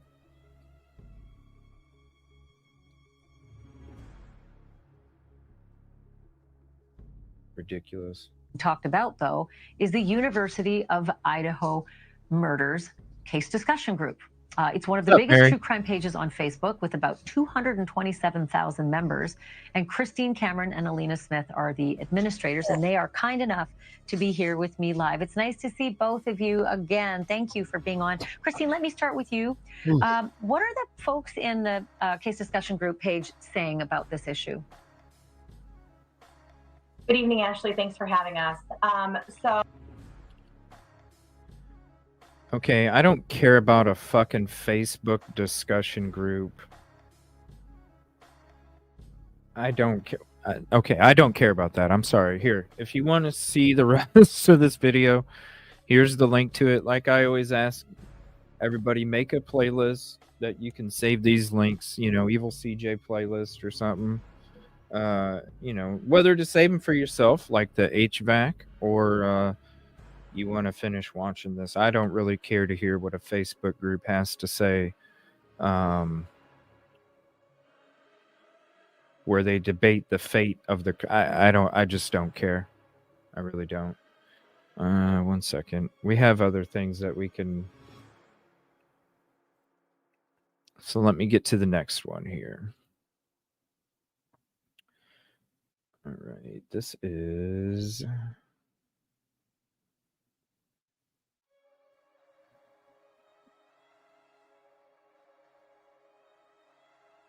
All right, this is with Brian Etten, where they're requesting the summer trial. In Idaho, quadruple murder suspect Brian Kohlberger could be going to trial next summer. State prosecutors requested a 6-week summer trial. This is new. This came down with a filing horrible, yesterday for the stabbing suspect. They are seeking the time frame so the high-profile trial would not overlap while the local schools are in session. The University of Idaho, of course, where the 4 murdered students had attended, would be out for the summer. They'd be on summer vacation, and so would a local high school. There's actually a high school right next to the courthouse, so there were concerns about parking and safety issues. Change the venue, because it's going to be even worse when people ain't in class. When they're not inside of a classroom being busy with school, they're going to be out even more. Change the venue. You can't hold that kind of. This trial is going to be way fucking bigger than the OJ kit. You ain't going to be able to. You're going to be putting the community at danger, period, whether you do it when school's in or school's out. Change the fucking venue. With the school being so close to the court, Kohlberger has been held in an Idaho jail for nearly a year after being arrested for the brutal stabbings of the 4 students in November of last year. So, Lauren, I'm curious. I want to get back to you. I mean, I know the... Yeah, here. Thank you, Caddy. This is what it says also. Air Scrubber Plus not only purifies the air in your home, it reduces strong odors by naturally mopping up the particles that keep those odors lingering. If you go to GROP, so anybody that's joining late, We went through the whole cleaning crew that was there 3 weeks after the crime took place. You go to Grop Heating from Moscow. It shows you that they promote this air scrubber. This is what the air scrubber does. Okay. And this right here is not only. And then you got, that's who was there on December 7th, way before he was arrested. That's why that company went out there, because they're not going to go in there when there's hazardous chemicals, biohazardous chemicals, material, whether it's the fluid itself or particles or parts of the property or whatever. That has to be handled first. That was handled first. Of course it was handled first, because think about it. That is evidence. So it's going to be handled really quick. After it got handled, after they came to the decision that they didn't need, then they sent in Grop Heating from Moscow on December 7th to then go in there. And I assume, because it's like, well, why would they be going in there 3 weeks after the crime? Well, it's not to service the furnace. It's probably to clean up the air, so that way when the defense and the prosecution and all these other people are going to be coming in there, people that are working on the property, when they're coming in there, they're not going to be, right? That's why they were there 3 weeks after the crime, because of this. In Idaho, quadruple murder suspect Brian Koberger could be going to trial next summer. State prosecutors requested a 6-week summer trial. This is new. This came down with a filing yesterday for the stabbing suspect. They are seeking the time frame so the high-profile trial would not overlap while the local schools are in session. The University of Idaho, of course, where the 4 murdered students had attended, would be out for the summer. They'd be on summer vacation, and so would a local high school. There's actually a high school right. They're going to be in more danger. That's more people walking around. Safety issues. With the school being so close to the court. Change the venue. Has been held in an Idaho jail for nearly a year after being arrested for the brutal stabbings of the 4 students in November of last year. So, Lauren, I'm curious. I want to get back to you. I mean, I know the families have been very, very upset that there has not been a trial date scheduled. Now the prosecution saying we want summer, which, I mean, that's not that far away. You think this could actually happen in the summer? You know, it's interesting. They really push for it by saying that they don't want school in session, the high school or the university. They're saying not just the summer, they're saying early summer, right? Because this is a 6-week trial. In order to be able to not have school in session, how are we talking May? Are we talking June? We are talking very soon. And that is lightning speed for any trial, let alone a quadruple murder trial. Whether or not that can be facilitated, I mean, how important is it that school isn't in session? It seems so surprisingly fast, but they are asking in this deadline, they're asking for jury instruction. They're asking for jury questionnaires. They're asking for discovery deadlines for both the prosecution and the defense. So it seems that they're really putting everything on the table to say, can we get this done and can we make this happen this summer? We'll see. Yeah, and let's not forget, this is just the prosecution saying we want to do this by this summer and asking the judge. Right. The defense hasn't said anything. So for all we know, they may be thinking like, no way, you haven't even given us all the discovery we want. There's no way we'll be ready to go. I mean, that seems like that's a possibility, right? Yeah. Absolutely. The defense could come back and say, are you kidding me? As you Right. They've been asking for shit that was supposed to be in there a year ago, the discovery. They've been asking for shit for a year, and you're going to say that in 6 months they should have already had a year to do what they needed to do with the IGG. What the fuck is going, like, you know, it's a bunch. This is too much. It's just crazy. I mean, there are so many things. It's a great point, happen. Though. So it also makes me wonder. Change the venue, okay, well, yo. If My God. They agree that school needs to not be in session. are we talking then 2025, or are we going to come to some sort of middle ground here? But right, anything could happen at this point. Right now, the prosecution has put this out, and now the defense, who knows what they'll say. Yeah, and if they start talking 2025, I mean, I can tell you some of these families are going to be apoplectic, because to make them wait that long with everything they've been through, they want this to happen sooner than later. So we'll see if it actually goes in the summer. Lauren Matthias, Merry Christmas. It's always good to see you. I hope you have a good holiday, and I'll see you in the new year. Thanks so much for watching. Whatever that's about. All right. So this is, let me see here. This is Azari Law. And we'll be having an episode where we cover all that Megyn Kelly stuff. We won't be able to fit it in tonight. I'm just going to be going about another 35 minutes or so. So far, I'm feeling okay. I'm not sure if I'm going to go hop in Skittles Christmas stream after this is over. And then after that, I might come back for a late night live. I'm not sure yet. In a few hours, if you're bored, just come back, see if I'm live or not. I might be. I'm not sure yet. I'm still kind of waiting to see how I feel. I was supposed to be out on the road today, but I woke up crazy sick, so I just kind of postponed it for another day. So I don't know. I might hop back on later. We might be talking more about all this stuff. But I wanted to show this Azari Law video. Now I'm going to promote this channel now.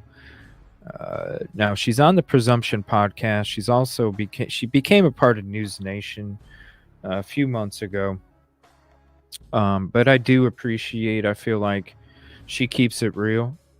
Even though she's part of MSM, I feel like she keeps it real. She's probably getting ready for her show. She was in here a little bit ago. Let me see here 1 second.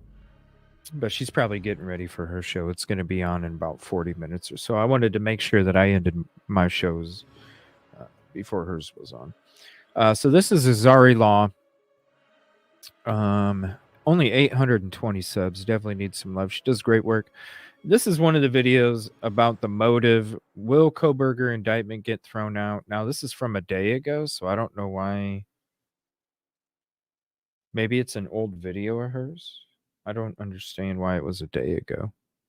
Joining me now is Sarah Azari. She's a criminal defense attorney and News Nation legal analyst, and David Katz, a former assistant U.S. attorney and criminal defense lawyer. We thank you so much for being with us, David and Sarah. Sarah, I want to start with you. We're going to get to Kohberger in a second. There's a lot to talk about there, but I want to quickly talk about this new Menendez. This was June 30th. Hold on. I'm sorry. I thought this was a new video. 1 second.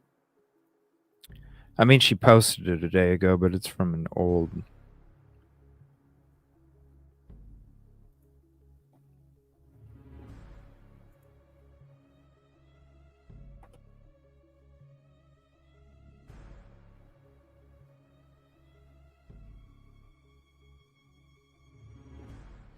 This is about the prosecution entering the home again. I did want to cover all this parties too. Are actually fine. And why would the prosecution? Here, let me get rid of this.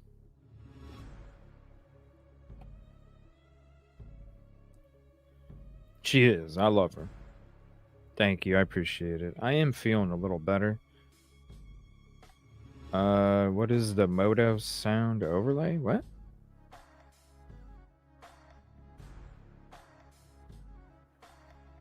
Yeah, that's what I was saying, Grandma. The university has a lot of power. And I wouldn't say the judge, the prosecution. The prosecution. They run the PD, the prosecution, all of it. All of it. Check out the university. We had some episodes a couple weeks ago, Grandma. Check out the university power episodes. It's ridiculous. So why would the prosecutors need to get measurements again? I never understood that. The house coming down in just a week. Then why the final walkthrough? Why? Why would the prosecution be there today? For that, I turned to a very smart prosecutor, Dave Ehrenberg. He's the state attorney for Palm Beach County in Florida. He's former assistant attorney general. What could be left, Dave? What could possibly be left for them to look at to compel an actual on-site visit today, a week before the wrecking ball? Ashley, as your last guest correctly noted, because of the gag order, we don't know. And as a prosecutor, I could only guess that perhaps they need one more look at the angles, the models that were created, taking more photographs. But you would think that would have been done by now, especially because the demolition is occurring in a week. And so I think that prosecutors need to be careful that they've already agreed to this demolition, and it can only come back to haunt them. I mean, because it's up to the defense to poke holes in the prosecution's case. And if they come up with some new theory the prosecution was not aware of, and the prosecution can't go back to the house and disprove it, oh boy, that could be reasonable doubt. So I hope the prosecution has an airtight case, that they've got enough with DNA and other evidence that they don't need this house. But I just think that it's better that they keep it. Part of me wants to ask if it was just a show. Prosecutors showing up for the sake of the media to see that they're crossing their last T's and dotting their last I's. But then the other part of me thinks, well, then they get excoriated for showing up at a place they thought 3 times ago wasn't needed. Right. That's what I'm saying. You're showing up again at for measurements. Come on. Prosecutors are busy, Ashley. They're not going to do something for show. They're not doing this for the cameras. They're doing this because it provides some important evidence, or at least crosses that T and dots the I, because they're going to trial. They say they're ready for trial. And this is because they just want to make sure that they've got everything they need before it is torn down. And look, it's a good case. I don't think they necessarily need the house, but I think it's always better if you're a prosecutor when you've got the entire burden of proof that the house is there just in case. So I hope it goes well for them. I think they're going to win this case regardless, but I think they should keep the house. One thing about this, Ashley, is that I anticipate that the university, which is a very powerful player in town, has probably leaned on the players involved to say, we really want this gone. Do it. That's That's what we've been saying, man. They run that motherfucker. Whatever you can to get rid of this house of horrors. Yeah. And so it lit a fire perhaps under the prosecution. Yeah, they influence the prosecution, the PD, every motherfucker around there. When you buy the old MPD, anybody, if you missed our show where we showed the Moscow PD, that the headquarters station that they had before, and then the one that they got, we showed it in the same episode. You got a Cribs version. To say that they paid almost $1 billion, the university, why would the university buy the Bitcoin for almost $1 billion? For what? Hey, we'll get you that multi-million-dollar headquarters, you know. Hey, we'll help. Yeah, the influence, man. Yeah, it could be. Yeah, no, can I ask you about the trial date? I mean, look, I didn't expect to see the filing just poof. They always throw things at you right during the holidays or before the holidays when they think more people are busy with shopping. But in came the filing just a few hours ago saying, court, we are asking for 6 weeks this summer when the university students aren't there and when the high school students aren't there. But that's as you heard Richard Block, that's about 18 months, 19 months or so from the actual murder. Well, no, from the arrest. That's lightning warp speed to me, especially on a quadruple murder trial. What are your thoughts? All right, that's just too much. All right, so another video. Why does the university want the property demoed? I can't believe how much fucking News Nation we're showing tonight. That's crazy. This has been a first in a long time. First, I want to go to News Nation senior national correspondent Brian Enton for an update on where we are with the demolition plans. So, understandably, Brian, I don't think it's a secret that the people at the university they're so exhausted by the scar of that house on campus. And it's just off campus, but it's visible on campus. But the community online is a different animal. What's happening there? Yeah, it's interesting, actually. I don't think I've heard one expert who you have interviewed or one expert who I have interviewed who has said that they believe the house should be torn down. Everyone that we're talking to is saying the opposite. And that seems to be the consensus online, too. I mean, there's now the petition that's been started. People are really, really upset about this, and they don't understand it. They don't understand why you would tear the house down before trial. But it's interesting when you're on the ground in Moscow. When I was there last month, and this has been an ongoing issue, so I was asking students about it on campus, there is this sense in the small college town that they want the house gone. It's a painful reminder of what happened. Also, remember, Ashley, I mean, these are college kids. I mean, they want to move on with their college career. Yes, they respect the victims, and the candlelight vigil on the 1-year anniversary was packed with thousands of these kids. So they respect the victims, but in many ways they want to move on, and there's this sense that the town wants to move on. I'd be so curious about the students at the University of Idaho in the criminal justice program who may look at things a little differently than, say, somebody who's in law or in politics or commerce or something like that. So let's talk about the date. December 28th. I don't see any changes. I don't see anything from the university side of things where they're wavering like they have a couple times in the past. So the choice of that date is actually pretty clever, isn't it? Hey, River, and the plan does seem set in stone this time. I mean, you and I have talked about it. Anybody wants to send me any information, just evilcj, one word, at Discord, Twitter, or Gmail. They've got the contractor lined up. They've got the media staging area. And the date, I mean, it sort of makes sense from their perspective. It's after Christmas. It's before New Year's. There's not a lot of people on campus during that time. I've been there around that time. And in the summer when the students are gone, I mean, it's almost like a ghost town. So it makes sense that they would want to do it then. That's interesting. Over on Twitter or X, thank you for commenting. It says Daydreaming Night Scheming. Steve said, why tear it down without a trial? So they proposed a trial to shut him up. That's pretty good. Yeah. Like you said, you're going to schedule a trial before you even, or you're going to schedule a demo before you even have a trial date. And then look, trial ain't going to happen. No. It's PR. It's all about the PR. It's all about the PR. Then they said it's going to Thank you for watching over on Twitter. Appreciate days. But in terms of timing, I went back looking through all the statements that we've gotten, and I went back to March 22nd, so 9 months ago. That was the first time I saw that we had an email that was sent to the victims' families, and I want to read you part, Ashley. It was from a lawyer at the University of Idaho who emailed the families and said, the homeowner gifted the house to the University of Idaho with the intent by both parties that it be demolished. So that was 3 months after Brian Kohberger's arrest. And right. Like I said, the university says, hey, we need this torn down. We're going to be the good guy, landlord. How about you just donate it to us? You get it as a tax write-off. And then we'll look like the bad guys for demoing it, because they knew if they didn't have control over that property, they knew that it wasn't going to get demoed. They knew that.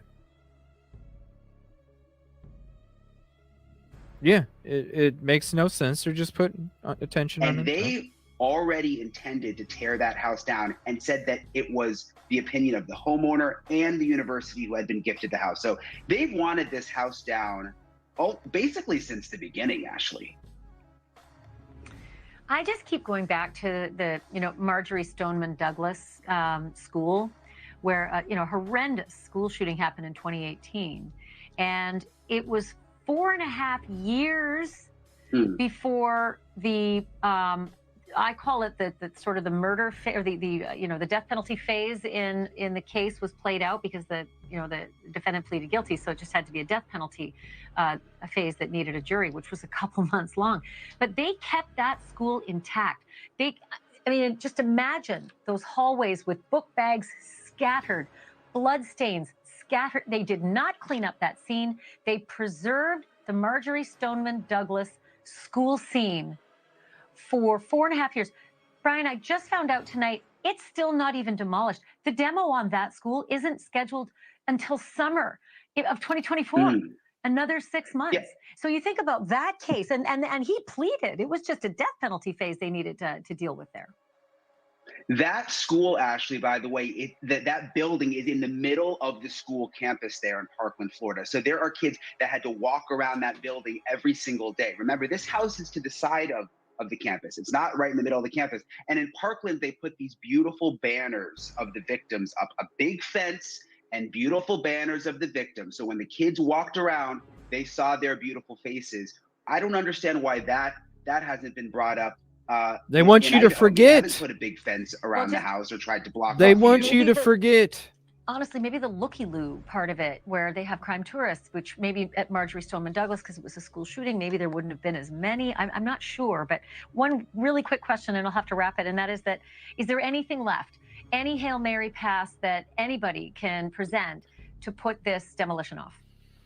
Well, I've been talking to sources about that question, and there's one thing that I've come up with. It's called a civil action. It's possible that someone, perhaps the victim's family member, could file a civil lawsuit against the University of Idaho. And all right, and then that's when he came out that night on Twitter and dropped this video that the family could file a civil lawsuit. It's going to be expensive as hell. This was from a while ago.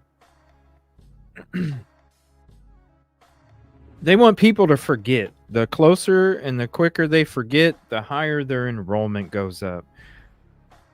Period. It's ridiculous.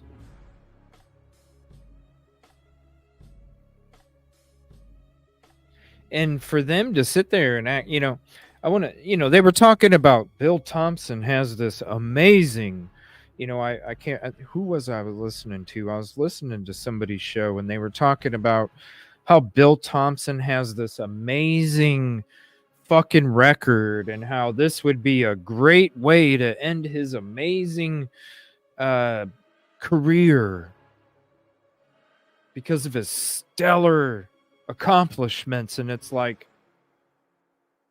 yeah, it's probably the same way that MPD ranks up too, where they don't touch the controller.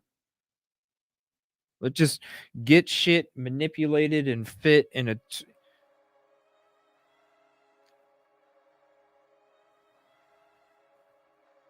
I don't understand. I don't understand how more of this BS doesn't come out. What's up, Don't Be Hating? Nope. Yeah, the school had the most enrollment. Yeah, they set a record. They set a record a long time ago.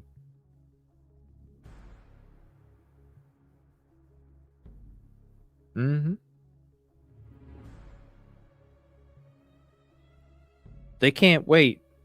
They can't wait for that last student that was enrolled during the time the crime took place for them to be graduated and moved on. And that's the true transition for them.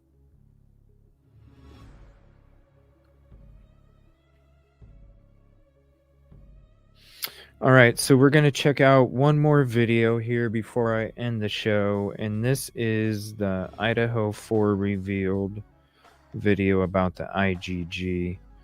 And like I said, I'm going to be heading over to Skittles for her Christmas show, and then depending on how I feel, I might do a last minute live again, so I'm not really sure. I'm just going to see how I feel after I'm done and shut the show down, and then I'll go from there. But, check back in a couple hours and see. You never know. The way with YouTube is you might not even get a notification if I do a last minute. So we're going to go ahead and switch to this real quick. This is Koberger demands IGG info, Orthram, non-accredited. Going to be checking this out. Shout out to Idaho4 Revealed. Appreciate your channel. And we're going to get into this. Thank you all for hanging out tonight. I appreciate it. And I might see you later on. Oh, they always get me with this music.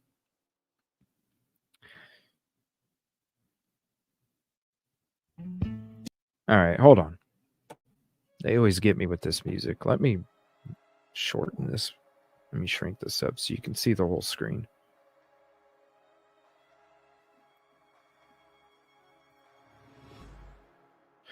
Ooh, shit.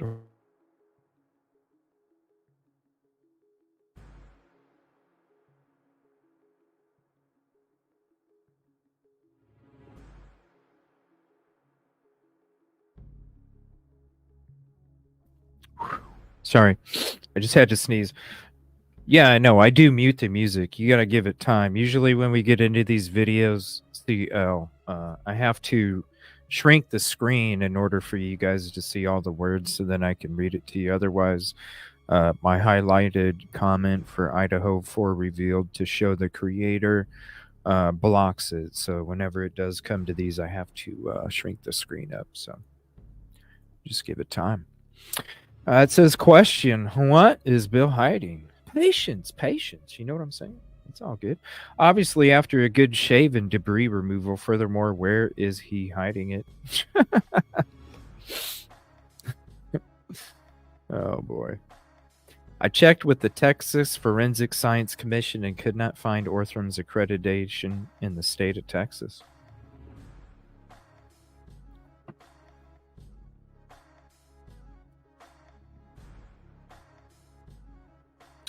Was Orthram accredited while they were scientifically manipulating state evidence allegedly belonging to Koberger?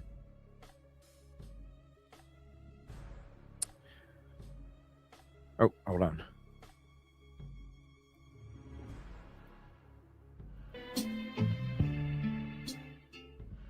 Dr. Larry Kobylinski. Larry, I'm going to start with you because I want to set the table for what we expect and what we don't before the arguments are made off the same. One, going for the death penalty means you better have your case airtight. Prosecutors getting beat up for not giving enough information to the defense, which is being perceived as maybe they're hiding something. Is there any reason for concern that they did not get the DNA, process the DNA, identify the DNA the right way? I don't think that's a concern at all. These labs are all accredited. They're all using validated technology. It's the same kind of technology used around the country. So to argue that they got it wrong, you'd have to go into all the minutia of their lab notes. It's something that I do routinely when I'm on a case. And I don't think the lab notes that you can't get, people. Hello. It's going to amount to anything helpful for the defense, although you never know. I think they've done it right, and I think their conclusions are right. All right, so the big question then is, then why didn't you find the DNA of the victims in the places you're supposed to find it? And that's the concern, is that what they didn't find where it wasn't could be enough for just one juror. Mark Garagos, take us through it. Yeah, well, take us. Larry does a nice job of presenting the prosecutorial slant on this. The problem that the prosecution's got is that the prosecution is now going to be arguing, hey, there's no cell phone evidence that ties him to the location. Hey, there's no DNA. And if you go to the first day that I read the PCA, I'm saying all this shit right here. That's why I said on January 5th, 2023, there are so many freaking holes with this. January 5th, 2023. Hey, that ties him to location other than touch on the sheath. So many holes. We don't have any triangulation. And hey, he must have cleaned it up, even though we know he was in and out of there in a time period, as you might remember, Chris, that is getting increasingly compressed. And hey, by the way, we sealed the records in this case, or we asked the judge to seal the records because we thought there were other suspects, and lo and behold, what do we learn now? That there are not one, but two unidentified male specimens that arguably are at the scene. I beg to differ.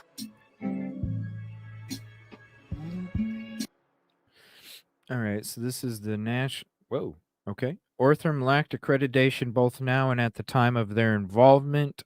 Handling evidence, specifically touch DNA allegedly belonging to the defendant, single source. If any of you can dispute this claim. And he just said they were accredited, which you can go through the notes. You can see it all. All right, so we'll leave it here.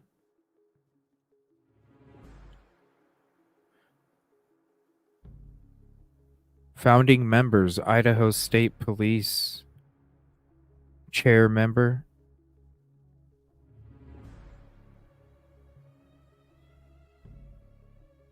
Office of the Attorney General, State of Idaho. And yes, unsolved cases in which all other investigative leads have been exhausted. That's why we always wondered, why did it go to a cold case laboratory?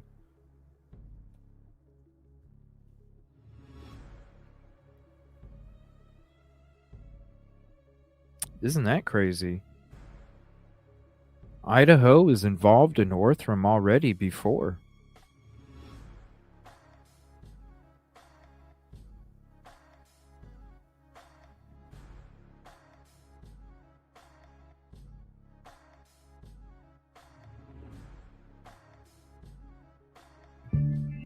This case was far from being unsolved, and all the other investigative leads were not fully exhausted. Yeah, it's what either Moscow or ISP should have set up an interview with Koberger. Yep, it's everything that we.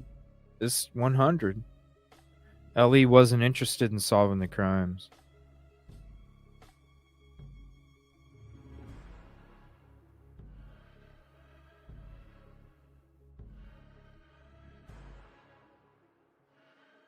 For all the information to be provided to the court by December 1st. That should be sufficient time. The clock is ticking for prosecutors in the University of Idaho quadruple murders case, as a judge implements a new deadline for the state to hand over DNA evidence to be used in the trial. It seems like this is really just the beginning of the process. In a last-minute hearing on Thursday, Judge John Judge gave accused murderer Brian Koberger a win when he implemented a December 1st deadline. That means prosecutors have just under a month to turn over genetic genealogy and DNA evidence to the defense. Brian Enton, a senior national correspondent with News Nation, was in the courtroom on Thursday. He tells Long Crime Network the entire... Nightbot, it said it timed out for a link or something. Posting links. Did you post a link or something?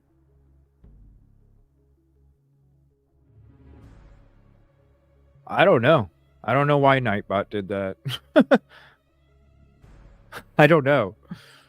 I don't know, yeah. Maybe...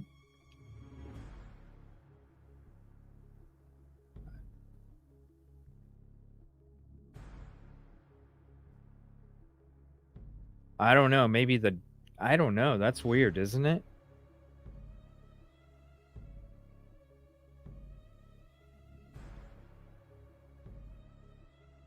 Yeah, I don't know.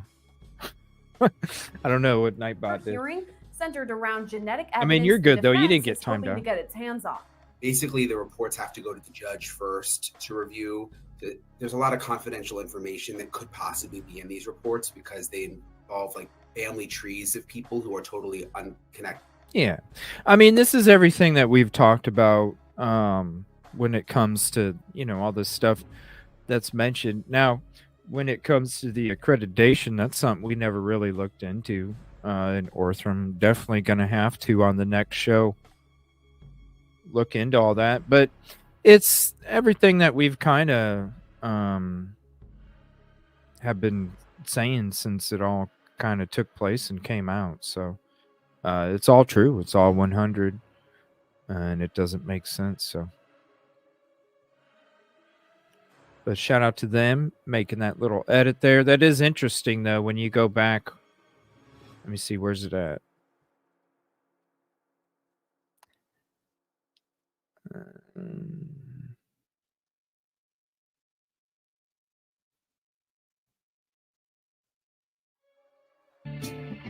Where is that part?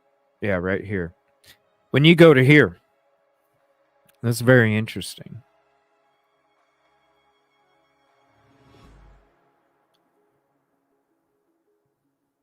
policy and procedure committees are, and you have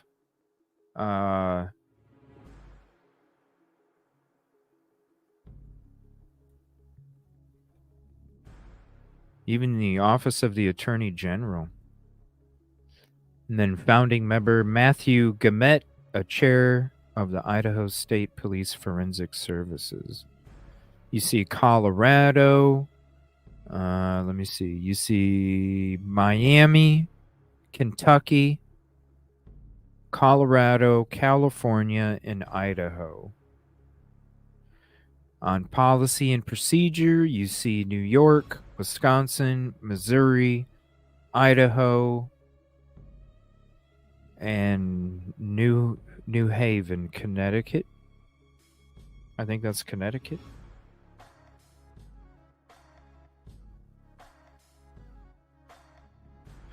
Yeah, we're going to have to go into more of that.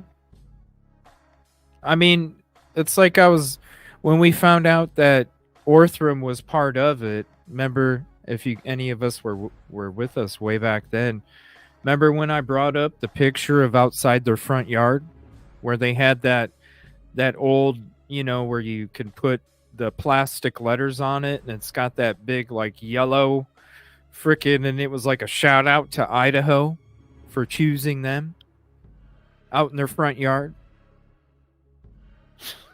It's like, what? It was so cheesy. Right out in front of Orthram. Thank you, Idaho. I'm like, what? You're supposed to be this fucking kick-ass cold case laboratory and looking like a old Dairy Queen that used to have business there and you kind of took over. Like an old Dairy Queen or something. It's like, what? That wreck. Oh, yeah. Yeah, we'll check that out on the next show. All right, everybody. I'm going to go ahead and end this show. Like I said, I don't know. I might be back in a little bit. I might not. But I am going to try and be on here and there. It will be last-minute lives over the next few days, whether it's on the road or just hanging out until the holidays. And then after that, we'll be back on a regular rotation again. Starting again next week after Christmas and everything. So I want to say thank you all for coming in to hang out on this last minute live. I appreciate it. And if I don't see you before Merry Christmas, Merry Christmas. But I do plan on having something before then. So thank you everybody for hanging out. We'll be going over to Skittles True Crime Christmas show, and then I'm going to see how I feel after that, and I'm going to go from there on if I'm going to be back or not. So thank you everybody for hanging out. Appreciate you.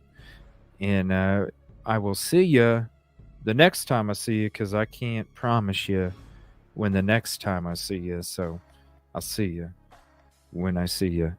And good Merry Christmas, Happy Holidays. Please travel safe and enjoy the time with your loved ones if I don't see you before then.